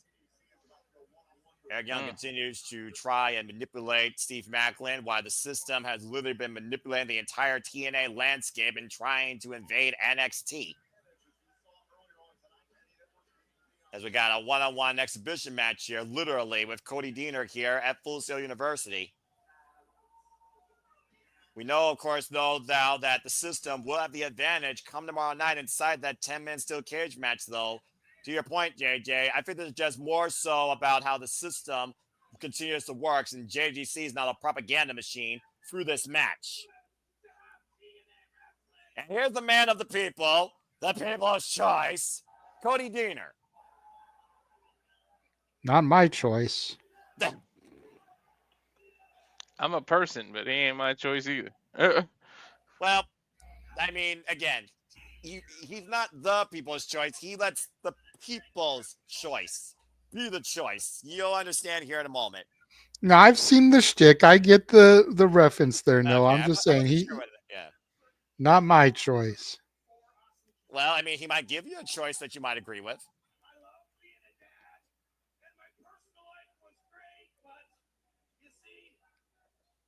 I mean, I believe in him more than I trust the system, but that's a very, very small margin there. Yeah, I'm about to say, how high is that bar? I was gonna say, yeah, that ain't saying much. No. He's got kids. Where have I heard that before? That's simply. He knows. Best decisions. Yeah, you were once the design. There he is. I put my choices in the hands of the people. You know, there's democracy and then there's idiocracy. I'm not sure where this stands. Little column A, little column B. Mm-hmm.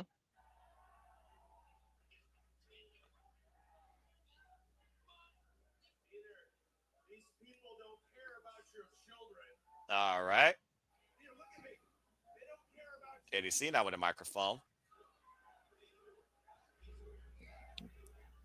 I actually agree with JDC here. Mm-hmm. I understand the entire crowd is chanting, "Yes, we do," but I'm with JDC on that one. Me too. It's one of those things where you just go with the flow and play the ploy. I don't think he's going to necessarily do that. JDC looking for an easy, nice pay, I guess.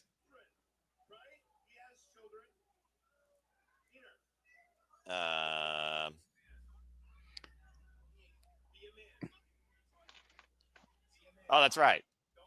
It's the people's choice. This is when you put a poll in there, Walter. Shoot Cody Dean or face JDC? Yes or no? Mm-hmm. Ah, the virtual. Take the L. Take the L. Take the L. Well, we know Jade is in the minority. Hey, you can pay me to take an L that easy. I walk out of the ring into the bank.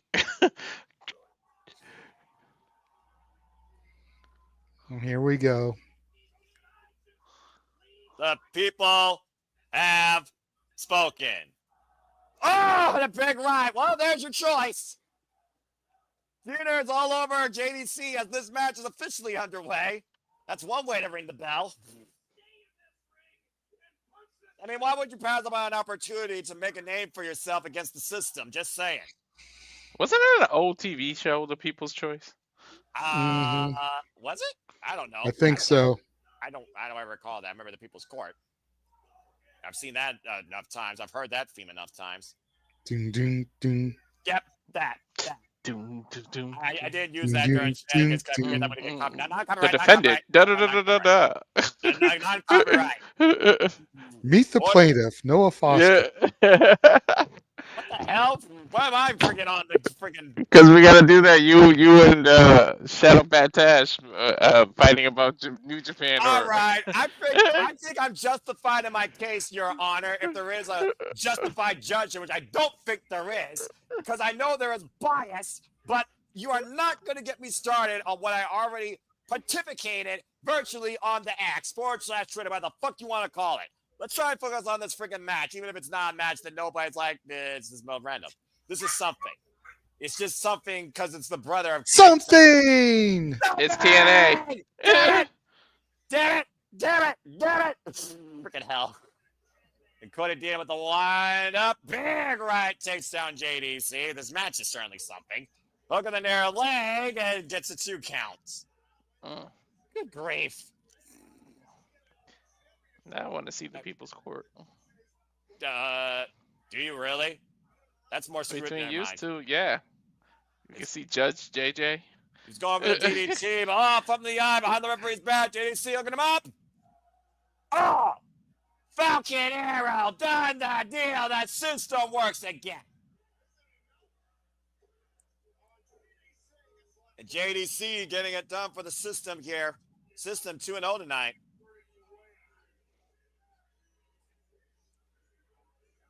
And about to say, the system just keeps on rolling here, Walter. I guess. You don't have to trust in them if you don't want to, but they're proving themselves quite a few times. Accurate. The system with all momentum heading into tomorrow's steel cage match. Once again, looking to prove why you should trust in the system rather than the people's choice. Maybe that's what this match was about. Trusting in choice or the system. But Joe Hendry still has to come tonight. And by the way, Joe Hendry will defend the TNA World Championship, actually, in our main event tonight. But we also are going to get a summit that probably far less controversial between Mustafa Ali and Mike Santana than anything on Capitol Hill.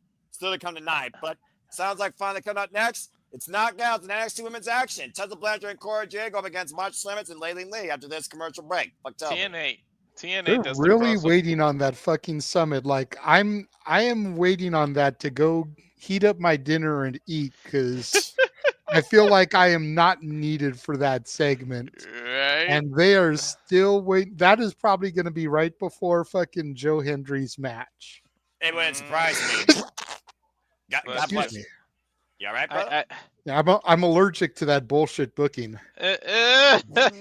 You know, I did talk about the crossover. I need Mustafa and Chelsea in the same cabinet. Like, yes.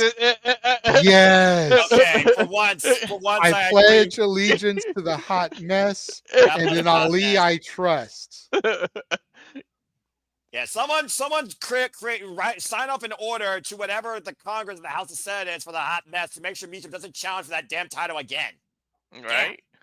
Dude, and I'm sorry, but the secret Hervis is better than the Great Hands. Accurate! I'm finally, for once this week, I can agree with JJ. He speaks actual truth. He speaks actual sense. I'm a fire permanent are far more fucking effective than Jason Hodge and John Schuyler. Don't get me wrong. Don't get me wrong. I like Hodge and Schuyler. I really do. But as far as effectiveness, you can't go wrong with Piper is better than those two just on her own. You're damn right. We still haven't really seen how Alba's going to integrate into the system yet. So I can't really be a fair judge of her in this gimmick. We'll find out on SmackDown tomorrow. But I follow both of them in Stardust, so I know how well they work together. And plus, they're both Scottish. They faced each other one-on-one in ICW and Queen of Insanity. They've worked together in tag teams and trios matches during their times in Stardom. This goes way back with all three of these women. You know, I got the new team name. At WWE, you need to book it. The Scottish Secret Service. Just that, there you go. The Scottish Secret Service. SSS. Except Chelsea's not a Scot. Yeah, Chelsea's not a Scot. But I mean, no, but those two, I'm saying those two, Piper and oh, here we go. He's trying to create another women's tag team. Well, I mean, got to have a tag team to go after the champs, right? Mm-hmm. Yeah, I suppose that's true. And actually, if Chelsea is going to be dominating with the United States title, got to do something with Piper. And to your point, if Piper and Alba have team up history, put them in there against Liv and Raquel. You know what? That actually might make me care about those women's tag titles again that I haven't cared since the Inspiration held them. So, you may be on. No. You've cared about them since then. The last time you cared about them was when Alba and Isla held them. That's true, too. The first time I actually cared about them, though, was when a true tag team won in the Inspiration, Cassidy and of course, Jessica McKay. Anyway, are you back yet? Okay. No, not back yet. I've got a Chick-fil-A commercial. Chick-fil-A? That's just random as fuck. I mean, they got good chicken, so I mean. Let me know when you see Ariana Grace. That's what we get to come back to. Yay! The liaison of NXT. It's a Fiorello's daughter. Speaking of liaisons, Noah, you have all the graphics for Simply Predicting now, unless anything else gets added. Don't jinx it, but thank you. You're brilliant. Well, they got to add something to the pre-show. They haven't added anything for that yet. And they sometimes do the day of, and I'm just like, meh. And there's Ariana. There she is, Miss NXT. What As is I she love doing? Ariana. She is Yeah. so good. She is so much like her Brilliant. daddy. Yeah, she really is. Not that I'm Runs complaining. the What is she family. doing out here? Commentary? I imagine Yeah, commentary. it's the match with Cora Jade up right now. So Oh she's yeah, got yeah. her best friend in the whole wide world is in the matchup. She's got to be out here to put over her bestie. That's true. And thank you, Miss Ariana Grace, for allowing this to happen. Well, this shouldn't be controversial at all. Right? Okay. Tessa Blanchard is going to be on my screen, and you saying it's not going to be controversial? Input sarcasm here, JJ. I Get know. ready for the booze. Diamante, the undeniable diamond forever. Tessa Blanchard takes center stage. Diamonds are forever, and so is Tessa Blanchard. She's got Well, a again, chin that can cut a diamond.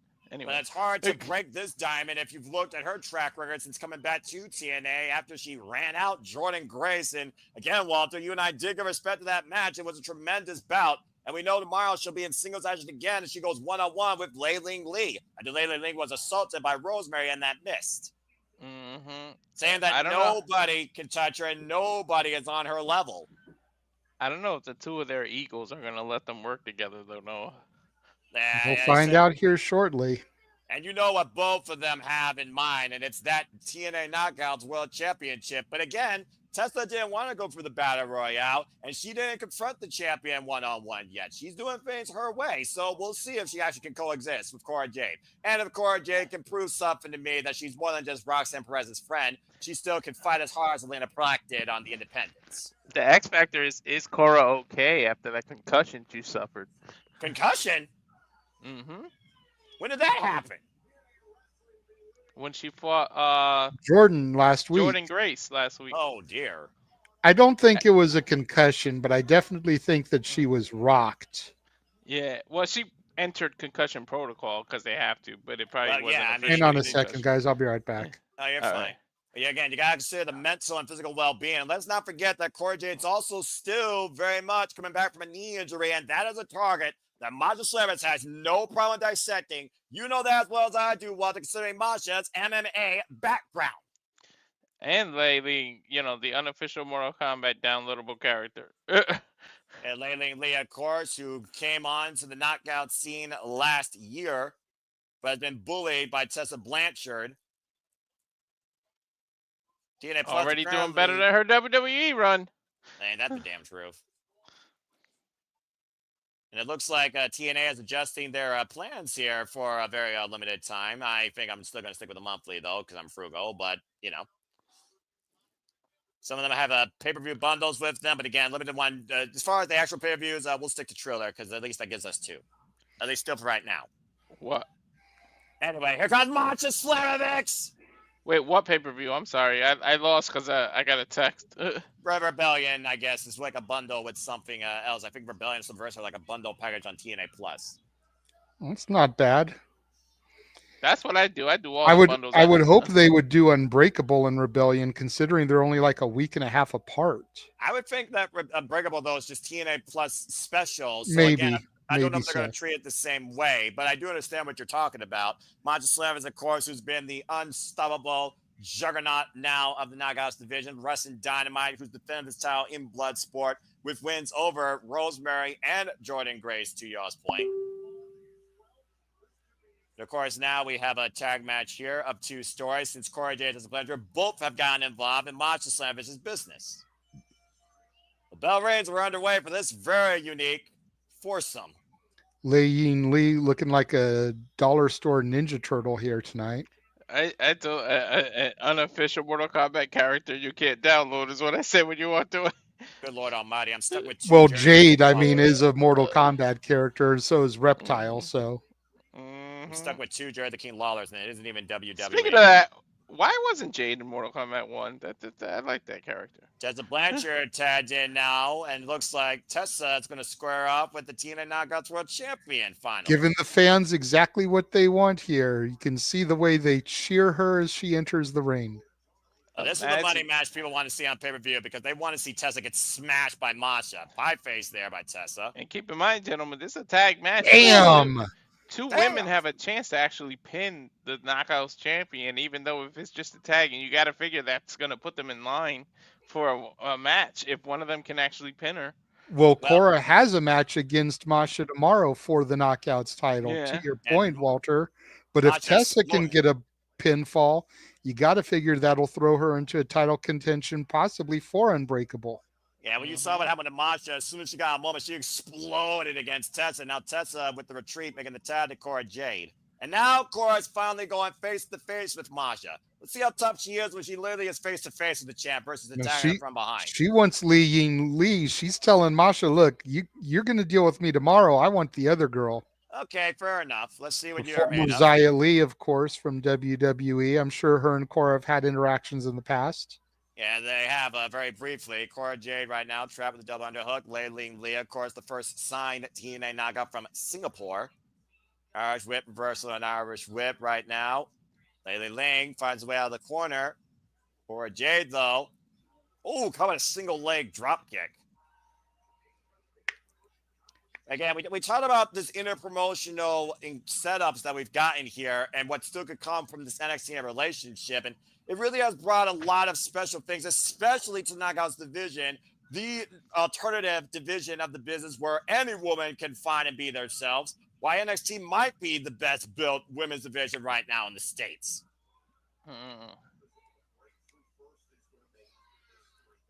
Up in the fireman's carry. And of course, Cora Jade has history on the line. Also tomorrow, become the first WWE superstar to win TNA Knockout, TNA Gold. Big forearm there. Takes down Masha. Takes Lei Ling to the corner. Tag made to Tessa. And Tessa and Cora double teaming Lei Ling. As you see right now, the referee trying to get control here. Oh! Hidden blade. Well, sliding elbow strike right between the shoulder blades. And the gut wrench. Nice good gut wrench takeover. Suplex, there's the cover. Gets a 2 count. Nice isolation. So these two so far have answered the question of whether they can work together. They're definitely showing some good teamwork, but again, the question we've been asking all night, can they coexist with their egos? Drop kick by Tessa right now. Well, it all comes down to that focus and who really want cover by Lei Ling. Or excuse me, on Lei Ling, gets the 2 count. It really, I think, depends, cover, lateral press. What Tessa and Cora are trying to prove here, not necessarily to each other, but to, I believe, the champion more than anything else, even if it is Lei Ling versus Tessa Blanchard tomorrow night. Tag made, and Cora Jade now is legal. Face first, Lei Ling the top turnbuckle, and again, referee trying to admonish Tessa here as they have only a 5 count for this double team action. They have till 5. Ryan Danielson, quote unquote, the American Dragon. Oh! Vicious forearm smash in the corner, and Tessa running. Fake up. Oh! Smacking the shit out of Lei Ling. That's a knockout shot in itself. Tessa Blanchard right now sitting in the corner. Lei Ling perched on the second turnbuckle. Double team here. Oh my God! That's a version of Magnum covered by Cora on Lei Ling. Gets a 2 count. Mini Magnum out of the corner. Cora with a primal scream there after not being able to get the 3 count. Well, we know that Cora can be pretty savage. If you follow Lena Black for as long as I did before she became the skater chick from NXT that didn't know how to use a prop clearly, but came back as the mean girl and had her fall out with Roxanne Perez. I miss the skater girl. That was when I fell in love with Cora Jade. Yeah. Go watch Just the high saying. school drama. Go watch the high school drama for Teen Nick. Both women down in the middle of the ring. Look. Don't criticize me, okay? It's just what made me like her. Like, seriously. All right, fine. You also did in Raw. You also have to remember, this was during the days that you called shitty in 2.0, okay? So, like, the fact that these talents were able to get over for me and make me take notice of them even at their worst had to be something there, Noah. Well, damn, Masha. Every fan is into something at some point in this business. Double takedown there with a clothesline DDT as Masha smashing both. Cover there, press on Tessa. Gets a 2 count. Wait a minute. Masha hit a solo double team move, making the opponents do the double team for I her. love that. Yep. I love when they do that. Chain Fury is what I call that. And now looking maybe for Pecker's pile driver. And again, trying to escape. Went for the cutter. Off the ropes, runs into the boots. I love when Masha just explodes on the scene. That high octane offense of Russian Dynamite. Masha needs to dominate both of them because she's all alone right now. And running in with a back elbow strike in the corner, isolating Tessa Blanchard. But to your point, it is still right now a 2-on-1 endeavor. Masha in control of what no doubt is a future TNA Knockouts Champion challenger. Cora Jade coming in from behind though and rents Masha down by her hair from the corner. Imagine if Cora gets the pin. What would it do to her confidence for tomorrow? And things starting to break down here, Walter, to your point. Ling right now in the ring. And down goes Cora Jade. Well, watch Tessa. Magnum! That's how she beat Jordan Grace. Oh, my God! And Slamovich blasts her with a knee, all 4 women down. Damn. Whichever woman gets up first will be the clear, advantage here. TNA champs being out loud and proud. This is the Knockouts division, the most predominant alternative to women's wrestling since 2008. Cora to her feet first, going after Ying Lee. Yeah, that was a knee Daniel Bryan could be proud of. Yeah, no kidding. Get to the midsection there, and Ling Lee, Irish whip, reversal, sends Cora Jade to the outside. Ling, what's she going for here? Up and over on the apron. Scouting Cora Jade on the outside. Ling Lee. Oh, and the knee. The back of the head. Speaking of knees. And we're down to Masha and Tessa once again in the ring. Give me this match on pay-per-view. I need this match of Rebellion. Standing toe-to-toe with the Knockouts World Champion, a title that Tessa Blanchard is very familiar with. And Masha will never back down from a challenge or a fight. To be you fair, see the scars from her wars. To be fair, Tessa ain't backing up either. Yeah, I'll give Tessa credit. She's been all business, but when it comes to that ring, when it comes to bell to bell, she is a hell of a fighter. Up in the fireman's carry. Looking for Snowplow. Tessa though with a rake of the eyes. It's one way to get out of that. Oh, look at that buzzsaw DDT. Oh, thunderstruck! But Tessa rolling to the outside. Ying Lee can't capitalize. Here comes Cora Jade in from behind. Wait a minute. Jade got the title off the head of Masha. Referee didn't see nothing. Can't call what you don't see. Tessa in. Oh, come on. And ring up the arm. Face to Cora Jade. Buzzsaw DDT. Shoots the half. Float over. Cover up the leg. Tessa Blanchard just pinned the TNA Knockouts World Champion. To my point earlier, now. Did you read Tessa's mouth there? Best in the world. Someone argue against that, I dare you. Let's take a look at the end of this contest. To your point, JJ. Cora Jade once again the MO against the champion. A tap from behind, but this time Masha saw as she took the title to the face. Allowed Tessa to set up Masha for that hammerlock DDT, the buzzsaw DDT. And Tessa just pinned Masha Slamovich. Forget how it happened. Just the visual that she pinned her. Forget what happened before it, because we always say it. It's, at least JJ and I do. The record books don't show how you won, just that you won. Well, you can go didn't realize how tall Cora is compared to Tessa. Jesus, Tessa gives up a few inches to Cora Jade there. Tessa's very statuesque. If you haven't figured out by now when it comes to most women in this business. Still the kind of night Joe Henry will defend the TNA World Championship. Coming up next, it's far less controversial than anything in politics. Mustafa Ali and Mike Santana have a summit when we return to TNA. All right, I'm going to go make my plate of food, and I'll probably be eating during that, gentlemen. Okay. No, that's fine. Go ahead and pull me out, Walter. I'll let you know in private chat when I'm back. Yeah, okay. Sounds good, brother. So if Cora Jade can do what Tessa did tomorrow when it counts, we got a new Knockouts champion, Noah. Well, again, Cora Jade does have a chance to make history, to your point, the same way that Jordan Grace had a chance to make history. when, of course, she took on Rosemary Perez last year at the UFC Apex for the NXT Women's Championship. In this case, though, Cora Jade from NXT had the chance to take the TNA Knockouts World Championship. And it would mean she would be a champion, while Roxanne Perez nowadays is not. Of course, Cora Jade fell short at Vengeance Day in that four-way against her friend and Julia and Bailey for the NXT Championship. So at this point, Cora Jade really needs to do something to come ahead in this business. It's a huge opportunity, but we'll see if she rises to the occasion.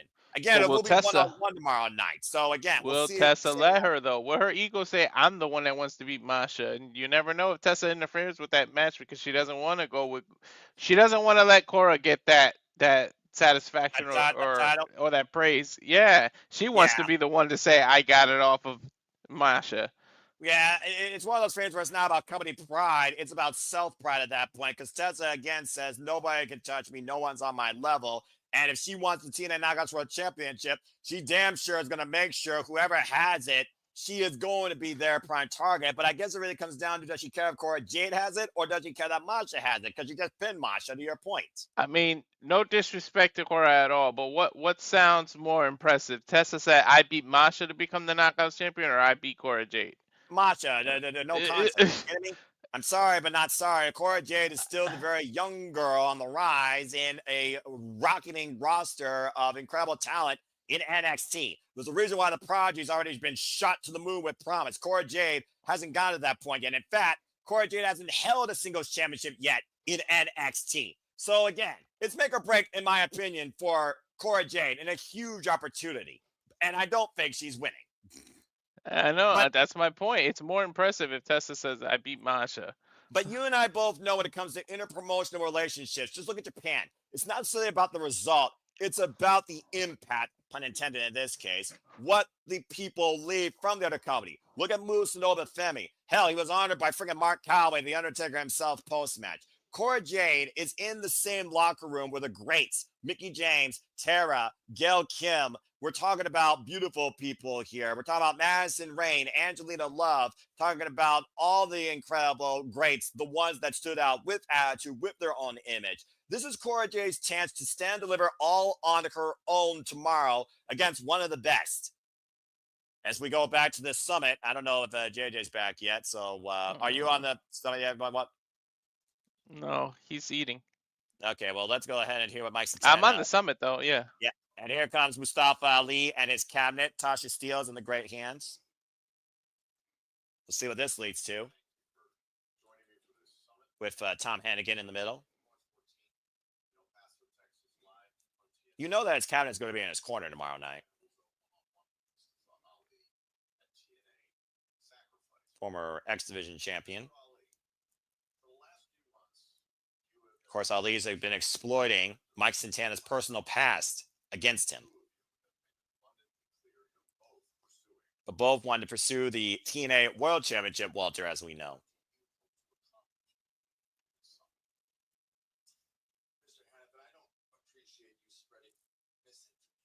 Misinformation.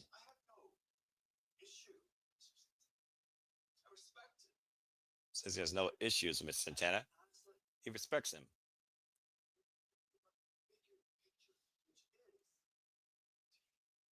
About the bigger picture, which is TNA.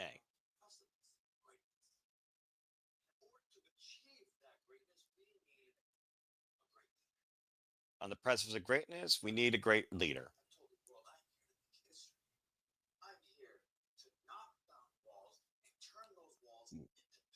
Mustafa Ali here to knock down walls and turn walls into pebbles. Good luck against Donald Trump's wall.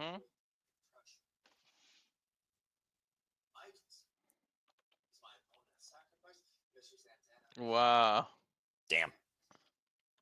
Saying Santana can't. We've seen this guy literally make Josh Alexander say, I quit. He's gone to Texas Deathmatch against the system. Can't handle the pressure. I'll let you transcript Mike Santana. Oh, look, Ortiz. Not only have I been dealing with pressure of carrying the weight of the world and being a decent father, I've been carrying the pressure since the first day I walked into this company.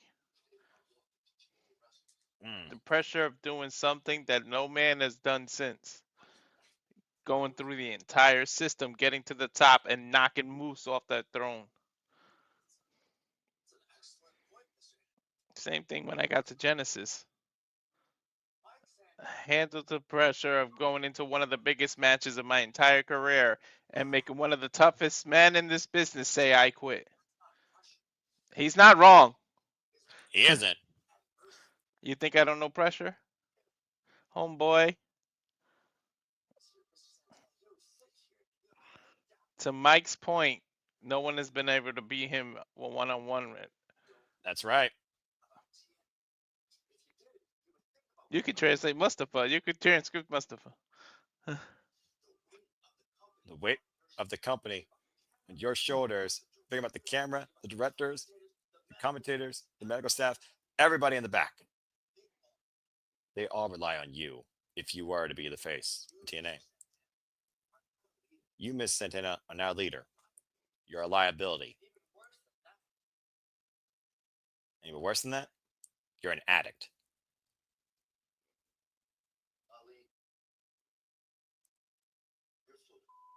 Well,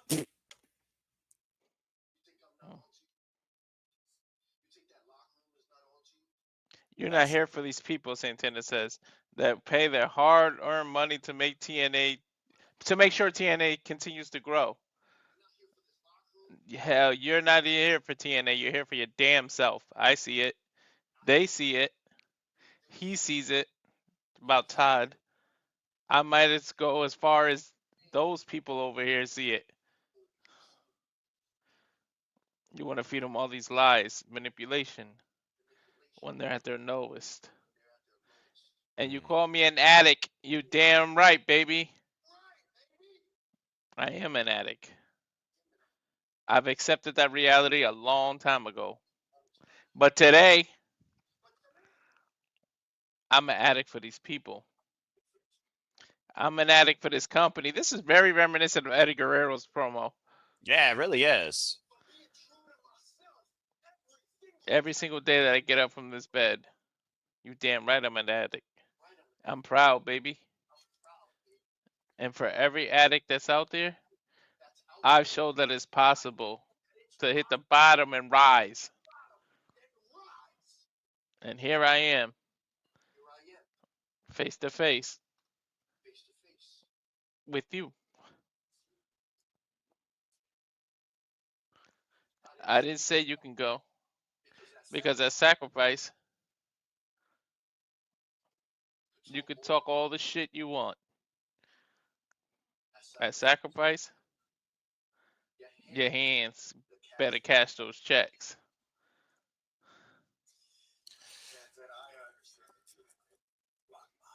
Damn, I understand you hit rock bottom. A pretty solid foundation to rise back up. I feel like there's too much tension here. I feel like everyone needs to calm down.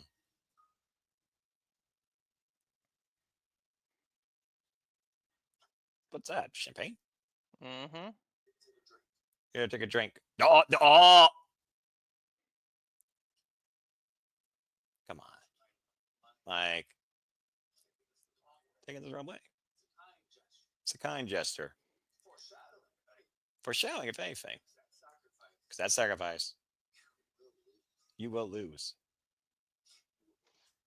You will face adversity. Then you're going to break. And then you're going to take one sip. Then you're going to finish the bottle.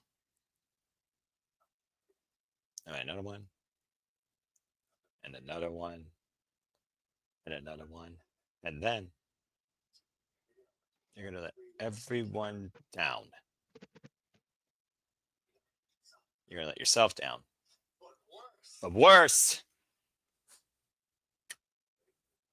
you're going to break your daughter's heart. Oh, shit! Oh, Mike can't take it anymore. Once you mention someone's daughter. When family is in play, everything goes out the window.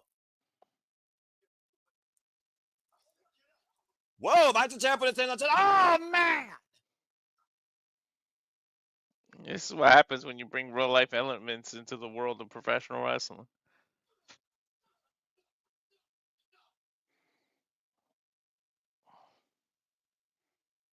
Oh, is he gonna pour that on him? That's exactly what he's going to do. I'm hoping that's that. What's that shit you do on Christmas for kids? Grape juice? That sparkling shit that looks like a champagne, but it's not. That's for when you wake up. Statement made by Mustafa Ali and his cabinet as Mike Santana laid out with a drink waiting for him when he gains consciousness. He's The, gaining o- consciousness. the only thing Mike Santana's looking to drink is freaking Mustafa Ali's blood. Ironically, it might be the same color. Well, that got heated in a hurry. Well, Walter, Mm-hmm. still to come tonight. Joe Henry will defend the TNA World Championship in our main event. And that's up next, I believe, when we come back from this last commercial break. Fuck television. Let's go ahead and take a look at some comments here real quick regarding our previous conversation. If people want to talk more about the summit here. Damn it. Manuel, I have no idea. And again, it's NXT TNA, not WWE TNA. So far, Cora, Jade, and Tessa Blanchard work together because see Tessa Blanchard NXT soon. That is more realistic, especially considering there's somebody now with 2 titles. For me, the only fan I liked about this 2 was Roxanne Perez and Cora Jade. That's probably what most people probably liked only about it.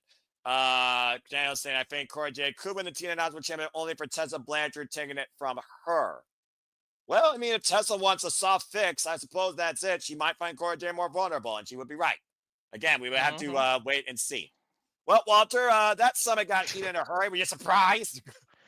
No, not at all. Good, I'm good always iffy when they going use for real life issues though, like that. Yeah, Ali with the last shot and a shot left. JJ saying he's back, so I'm gonna bring him in here. Well, let's see what he had to say regarding that summit.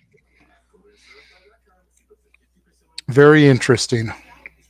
Yeah, right. Sorry, you threw to me as I was still chewing. I'm eating, but I'm here. No, you're fine, brother. I mean, again, give it your thoughts towards the summit. I think both men made very compelling arguments, but Ali crossed the line that he shouldn't have, in my opinion. That's what TNA is all about, is crossing the line. That's their whole slogan.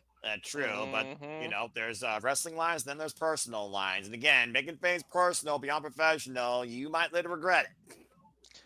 Sometimes the best heat and the most compelling stories are when the lines get blurred, though. Yep. True that. Well, we'll see you again. And I'm sure tomorrow. Santana signed off on anything Ali was going to say to make sure that it wasn't too personal. Yeah. I give you that. I can give you that. Well, again, tomorrow. As far as Daniel and the comment about the only thing he liked about 2.0 is Roxanne and Cora Jade, go back and rewatch it, bro. The freaking Rise of Braun Breaker, Carmelo Hayes, Wes Lee, Chase University. There was a lot going on in the 2.0 era that was good. I'll give you that there was a bit of stuff that was like meh, but there was more good than people like to give it credit for. Without that stuff, we wouldn't have evolved into the silver and black era that we have today. That's true. Black and chrome, I think, is more fitting of a poetic term for it. But you got somewhat truth to that. Anyway, something good has to evolve out of something shitty at some point, I would think. It is evolution. Adapt or perish. Speaking of evolve, make sure you check it out every Wednesday on Tubi. Well, there you go. Or when you have downtime. Because, again, wrestling has no schedule with me. As we go back here with Nick Nemeth, who, of course, returns to TNA after a suspension, the former TNA World Champion. And if you have not watched that Immersed yet, when Joe Hendry won the TNA World Championship, I highly encourage you to do so. I'm still on commercial. Well, don't worry. It's technically a commercial for us, too, because it's a TNA advertisement, which is poetically fitting, considering this is the tale of Joe Henry's rise to the TNA World Championship. Immersed, available now on YouTube and TNA Plus. The story of Joe Hendry becoming TNA World Champion. Joe Hendry won the belt. Yes, he did. Again, another great hit. Go check out Joe Henry's YouTube channel, Spotify today. Well, again, I hope everyone enjoyed the fun reactions, conversation, the takes, the Jerry the King Lawler mannerisms as we're preparing for Sacrifice tomorrow, and soon predicting will file TNA Impact shortly tonight, 10:30 p.m. Eastern Standard Time here across the Bell Studio. Stay tuned for more on that. Again, Sacrifice, you can watch along with us tomorrow as we cover it. Let's go ahead and look towards what's ahead. We got First Class versus Laredo Kid and Octagon Jr. on the countdown to Sacrifice in excuse me. tag team action. It's no class. Hold it. Accurate. Yeah, well, again, there had to be a countdown match, JJ, at least one. And we also, of course, know our main card now. Tessa Blanchard will go one-on-one with Lei Ling Lee, continuing her unstoppable, undefeated streak. Rascals and Ace Austin will take on Wes Lee, Tyson DuPoint, and Tyreek Igwe. In trios action, literally TNA versus NXT as the Rascals look to finally close that chapter. Spitfire will defend the TNA Knockouts World Tag Team Champions again, 2-on-3 this time, as headed by Elegance will work with the personal concierge to try and take the titles tomorrow night at Sacrifice. Pause it when you're done. Pause it when you're done with the card, because I'm just starting the card rundown. Moose, of course, will defend the X Division Championship against Jeff Hardy in a ladder match. Sami Callihan will take on Vance Warner in a street fight, but watch out for Steph DeLander with the Digital Media Championship. After that summit, Mustafa Ali goes one-on-one with Mike Santana. You can definitely guarantee his cabinet will be in his corner. That just became a hell of a lot more personal.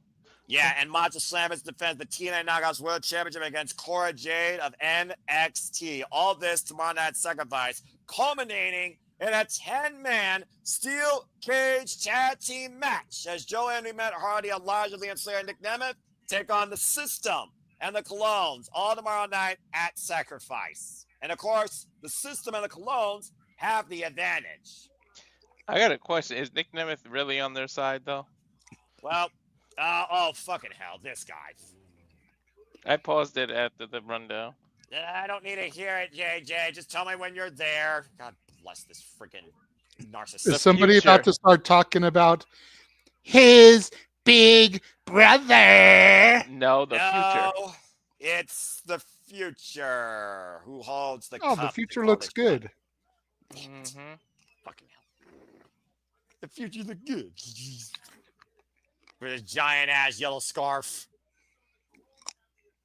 Anyway, let me know when you see Kazarian on your screen. He's on my screen now, coming to the commentary table. Yeah, it looks like it's going to be commentary for our main event tonight here at TNA World Championship. I thought he was personalizing the chair for a second, but he was just putting the scarf over the trophy. Yeah.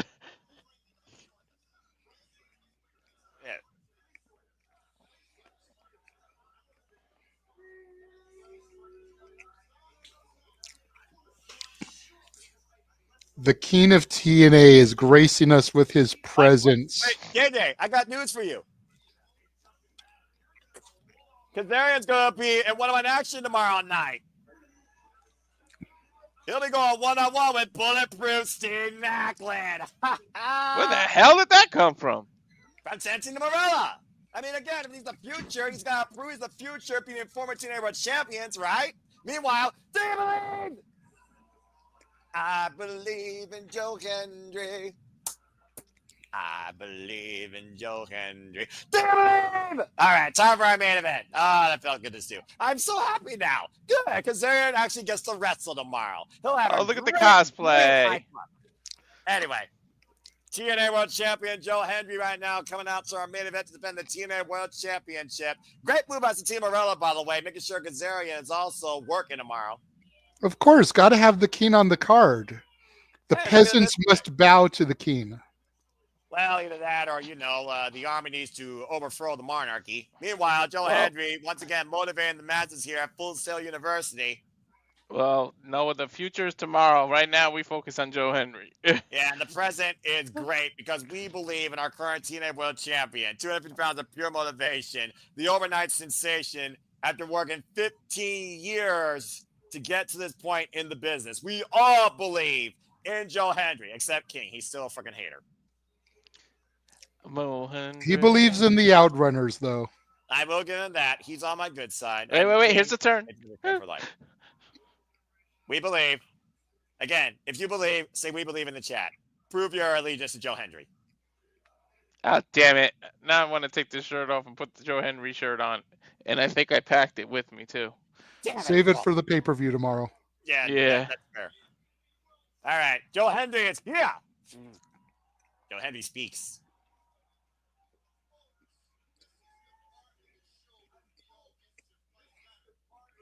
We get to find out who's going to challenge Joe Hendry for the TNA World Championship.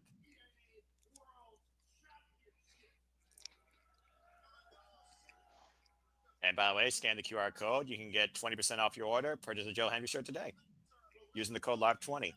I did that a few weeks ago. Got me Yes, you this did. Rosemary shirt and Jeff Hardy's.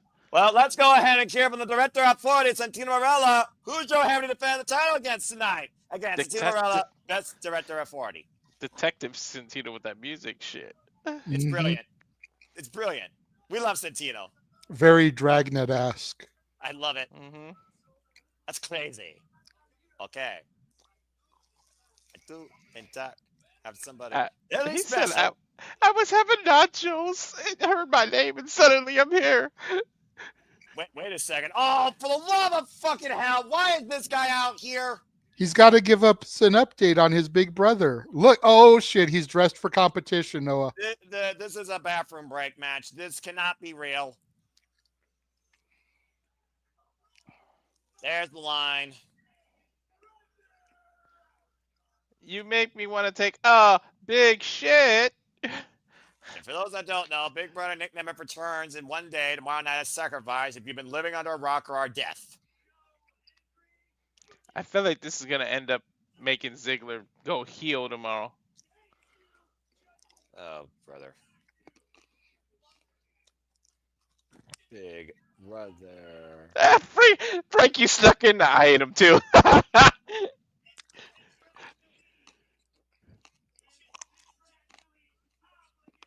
What? It doesn't work like that.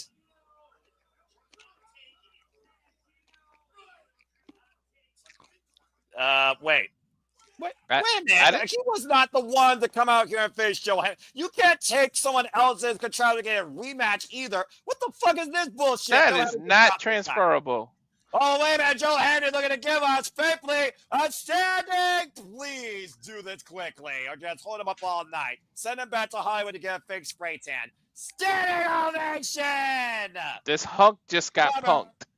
Okay, that's a wrap.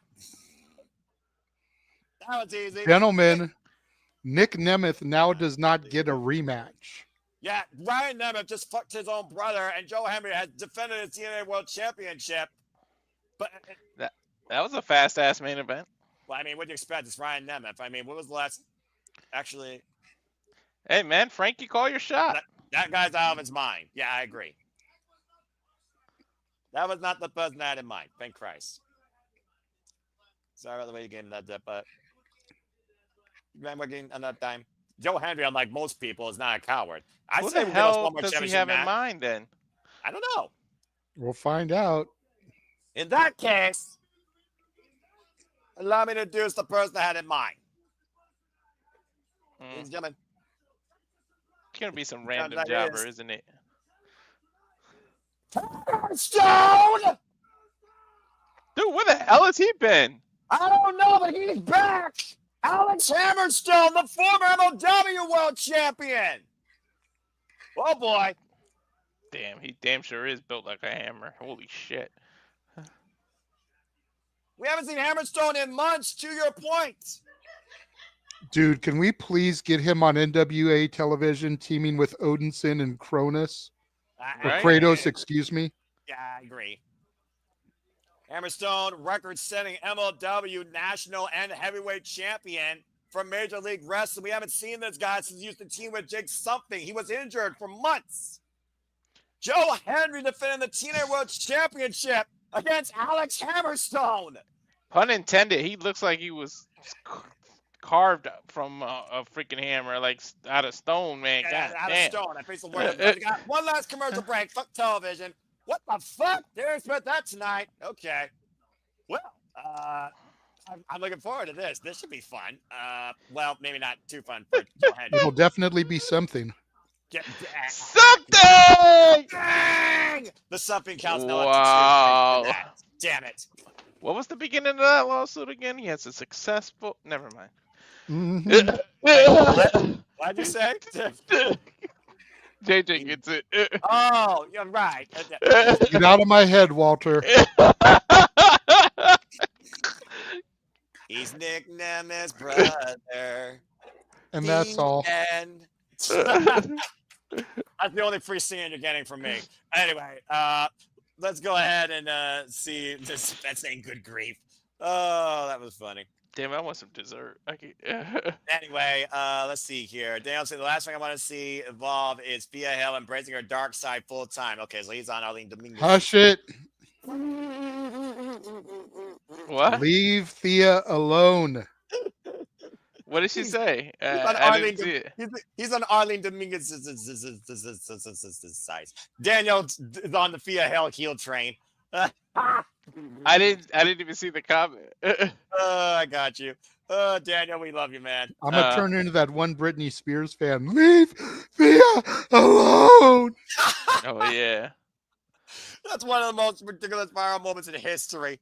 What the hell's One of the going on first with her? viral moments. No, well, yeah, that's true. That is one of the first viral moments. You're right there. Oh my gosh, that was funny. Like that. Hot got him guy. What happened to him? That the what? The hot got him. That guy. I don't know. YouTube is weird. Y'all are weird too, but y'all are brilliant. You Again, embrace our weirdness. I get down with the sickness and embrace the weirdness. I Hey, guess. James isn't here. He's the weirdest of us all. Well, yeah, he does really cool and dumb things on the internet. He's also a fucking idiot. TNA will be back shortly, by the way, folks. And Safet saying that Ryan Nemeth is turning into a twat waffle. JJ Renegade approve or yes or no? Yep. There you Turning. go. It's He's official. been one. Accurate. Well, I mean, hey, you need to have more than one waffle in the box, I guess. How many Eggos are in a box? I don't know because I never ate them. Well, It's usually I packs don't of know. 8 or 10. Oh, okay. Man, that's more than a box of toaster strudels, and I love toaster strudels. I eat like 6 of those or 12 of them. Oh, my fucking kids love them some toaster strudels, man. Strawberry is king, and I will fight you if you argue with me. All right, strawberry is king. That's all I gotta say about that. When does this become a food talk conversation? As we're don't back know. here, our main event, TNA World Championship Online. The returning Alex Hammerstone challenging Joe Hendry for the TNA World Championship. Are you back from commercials, JJ? Mm-hmm. Belt is yeah. high up in the air. And the All right. graphics up on the screen. Mhm. Bangs! Oh boy. It seemed like every time you went to commercial, we got off sync, but finally. Well, Alex, wow, no, a botch. Access TV does try and sync up during the main event. I will give them credit for that when I used to deal with that bullshit. Man boobs. Hammerstone getting a great reaction from the crowd. Kind of taking a moment to take it in. But again, people respect Hammerstone. People know who Hammerstone's about here, especially when he crossed the line in NXT to take on your ruler with them at one point at the behest of Tony D. Henry's gonna need every ounce of strength he's got to compete with the Hammerstone. I think you mean motivation. Okay, we don't gotta tell the tape here, but I can definitely see your point. Stiff Condo type here in the early going. Let's also keep in mind though that Frigazarian is at ringside on commentary. Mm-hmm. Crook. If you, tomorrow the main event, the title's not on the line. Frankie can pop in here all he wants. I'm about to say though, tomorrow's gonna be a clusterfuck. If there's gonna be an opportunity, it's gonna be tonight, unless John Layfield's in Florida. And Stiff Condo type here again, as the last time, because they're trying to do that, John Layfield nearly closed his larynx. Kind of wish he did. Again, Stiff Condo. Walter, look at Emmanuel's last Joe comment. Hendry and Hammerstone. I need a top 5 or 10 of waffles in wrestling today. He wants a top 5 or 10 twat waffles. Oh, That good list is grief probably almighty. 100 miles, 100 long. Not to, that Just it'll be currently, difficult to he put said 10. today. Okay, Oh, first alright. off, I feel that we have too much personal bias on that, like the bias towards Kazarian calling himself a king when the king doesn't have his crown yet. Well, the Yeah. number one would be a tie between Matt and Nick Jackson. Damn. Stiff And number stiff, 2, and side Ryan headlock will be here. right along there. And right now trying to just literally hold Hammerstone in place. I'm not sure how well this is going to work. Throwing up the ropes and shoulder block. Didn't even phase him. Excuse me. You're fine. That was some good food. Double palm strike. I want some damn. I'm not gonna order room service just for dessert, but I want some pie or something. Knife edge chop here. Well, you got about 30 minutes in between this ending and Simply Predicting. Run down to the lobby. Yeah, exactly. Get to the midsection there by Hammerstone to Joe Hendry. And Kazarian will be in action tomorrow night, taking on Bulletproof Steve Macklin. Shoulder blocking again. Hammerstone does not budge. El Paso, Texas will be packed Ooh. tomorrow. Yeah, I'm expecting another sold-out show for TNA that's been on a streak of those since TNA has come back into existence. Congratulations again to TNA Wrestling. Speaking of the nonstop schedule, to your point, Walter, we not only have Sacrifice, we of course also will have Unbreakable in April, as well as Rebellion before TNA heads to Slammiversary later on in the summer. As we also learned in May, TNA will be under siege. And we'll be covering all of that, folks, and more here at the Simple Studios. So stay tuned for more on that. Woo! Slammiversary in New York, July 20th. Under siege. Telling you, and you prep need to for- try and go, bro. Put the time request in for work now. There is nothing I like a might be in TNA. Cali by then. Off! And showed up first goes trying to ring post. There is nothing like a TNA live pay-per-view experience. I can say verbatim as I went to Bound for Glory last year, one of the greatest experiences of my life. 3,000 feels like an actual stadium of full, passionate, unfiltered fans. Damn it. And I don't digress. Joe Henry right now trying to find feeling back in his left shoulder, and Emerson taking advantage on the outside. A clubbing elbow to the spine. Just teeing off against the TNA World Champion. You think about, though, Walter, if Hammerstone takes out the arm and the shoulder, Joe Henry can try and hoist him up for the standing ovation. Nope. Take Big that. uppercut. I just say he needs all 252 pounds of motivation to beat Hammerstone. Pure motivation. And shout out to Dattila. Stay tuned for Dattila on Body Slam with Burt Macklin, as they will, of course, cover TNA. No relation to the man who's about to job to the king of TNA tomorrow, though. You're selling the former TNA World Champion very short here, considering Kazarian's latest track record. That's fair. That's fair. Pretty much anybody with a title shot that they can cash in loses before cashing it in. So you're right. Exactly. Macklin will probably get the W here, but we'll see who has the last laugh when Frankie Kazarian is your new champion, crowned officially. And right now, Hammerstone in control here, trying to become officially the next TNA World Champion. Can Henry bounce back and be motivated enough to retain the title head of Sacrifice tomorrow night? This I thought you match said that. continues. I thought you said that was the final commercial. You did say wrong. that. I'm wrong, unfortunately. Fuck television. Damn it. All right, what are we up to? Wow, good grief. TNA, stop it. You're becoming WWE. I hate that. Don't become something that I dislike. All right? I don't need two of the same thing. No, at least we just get a blank screen that says TNA. Well, not a blank, but it says TNA will be right back. And we had a little Queen of the Ring commercial. That's about it. At least this commercial I can tolerate because it honors women's wrestling, honoring Mildred Burke, as I now have the TNA logo on my screen. And look, I'll take a logo with some miscellaneous lo-fi music than any bullshit commercials any day of the week. Well, that's fair because I'm looking at a commercial for Full Sail University. Like, hey, you like the venue where this is coming from? Come and roll in our school. Yes, the economy is so inflated here. You'll still love the fact you have half a chance to get a degree in programming that leads to absolutely nothing. Higher education's a fix sometimes. Anyway, what do I know? I've been in IT for 13 years. Did my own path. So did Bill Gates. Anyway, let's see here what Stefet said, Renegade approved for the twat waffle thing. Emmanuel saying, if TNA doesn't let Kazarian win the title, every wrestling company needs to retire the cash-in gimmick. You know what? I agree, honestly. Well, I mean, Money in the Bank, Drew McIntyre lost the day of the Timothy Stratton finally beat Nia Jax. The fridge was closed, so I mean, and to be fair, the women's Money in the Bank is still 100%. So I mean, you know, maybe it just should be for the women. That's just an opinion. I don't know. All right. I just sent you the two newest graphics for the matches that were just added. So thank you. And again, folks, stay tuned for the form if you're part of the TNA League. It will be going live, of course, on all my social medias and the community tab of my YouTube channel and in the comment section of each Simply Predicting stream once they conclude. So get your predictions in. As you sleep, do it first thing tomorrow morning. You got till 7 p.m. Eastern Standard Time tomorrow night when we cover TNA Sacrifice. As long as my little Ella doesn't come, because for her passions, I'm going to celebrate my little girl's birthday. She turns 10 years old, and she is the gem. She is the diamond. Damn it. Look, I'm not one to show emotion, but there is a warm side of me, believe it or not. The simple man with the soft heart. Yeah, who would have thought, right? I guess there's something in this world that actually makes me a softie, and it's my little Ella. Anyway. But, everybody has something good in them, I suppose. So it's just a matter if they actually show it. Again, we only got one commercial. We're not going to play the same commercial 5 fucking times. So, again, it is what it is here, folks. We're not going to bombard you, all right? We just hype up and talk about what we're going to do within a short time span. And between tomorrow and Saturday and Sunday with Stat Boy, you got more than enough content where finally, after Sunday, we'll all rest because there's no other big wrestling show so far this month. We're back here on TNA Impact. And we're back. And on the 7th day, we rested. Yeah, as the Lord did.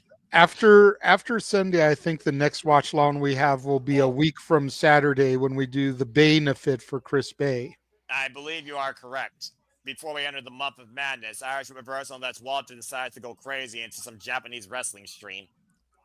New Japan Cup ending March 20th. Pop-up. Blanchard! Good grief!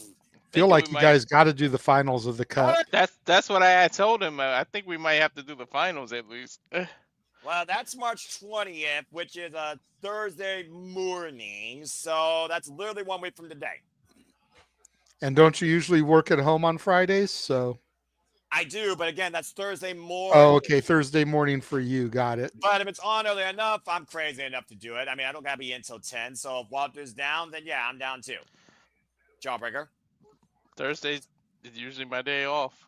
And also, don't forget at the end of the month, Walter and Marigold, Bozilla will challenge Utami Hayashita for the Marigold World Championship. Nice European uppercut there by Henry, but it barely phases Hammerstone. Hammerstone looks like he's been unfazed by everything Henry's thrown at him this match. Ironically, it's motivating him more. Who's motivated more here? Hammerstone to win the championship or Henry to retain it? Well, you got to figure the challenger to win it would be motivated more. Yeah, but Henry not only has to retain the title, he has to keep himself in peak shape ahead of that 10-man steel cage match tomorrow, knowing Kazarian could be looming at any time. What better way to make a name for yourself than when you come back, you defeat the world champion? Because you got to figure the champion's always got the champion's advantage. The belt can't change hands via DQ, count out, any of those type of things. So definitely. Flying single leg kick for might help matters. Might be looking for the pendulum. Oh, look at the reversal. Joe Hendry hoisting off Hammerstone. Oh, hell no. He's not going to do that. Great stalling suplex. Shades of the British Bulldog there. Damn. He 2 pounds of pure motivation. He picked up more than his own weight just now. Damn.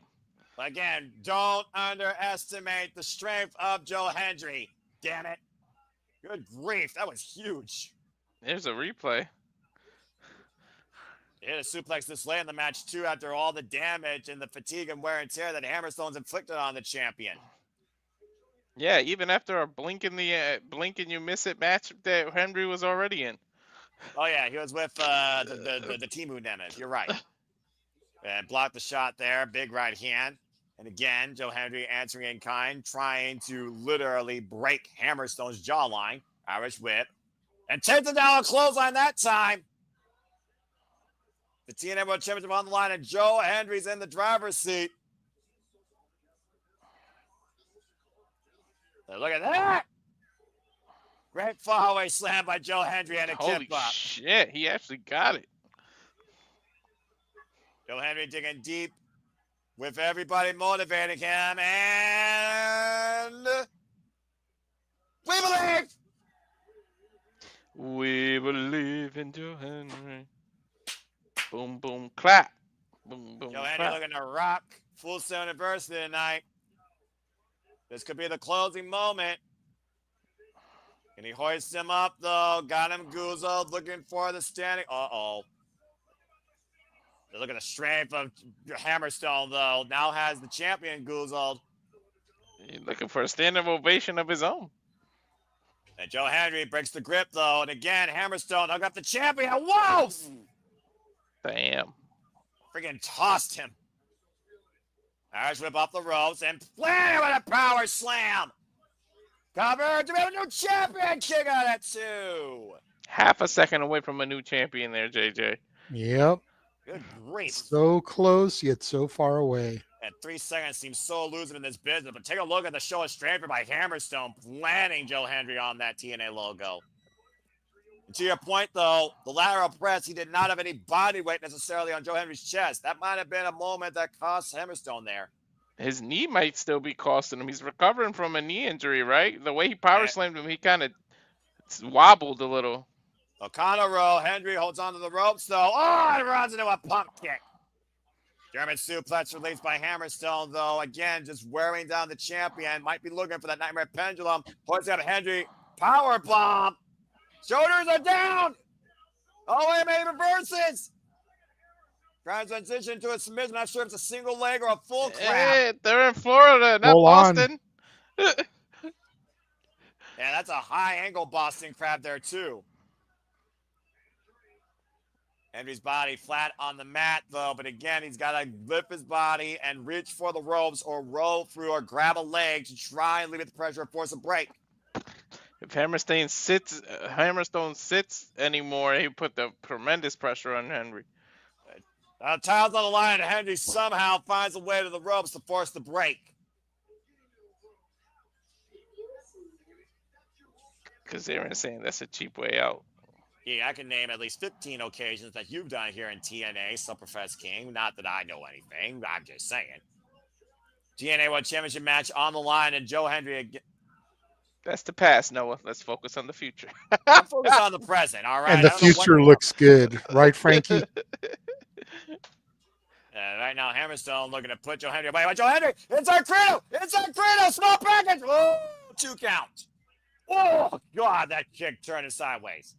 Look for the German suplex again. Henry able to scout it, though. Standing switch. And Henry suplex Hammerstone. Hammerstone back to his feet, though. What the hell? Henry coming back to life. Up in the fireman's carry. And down goes Hammerstone, the Death Eye driver.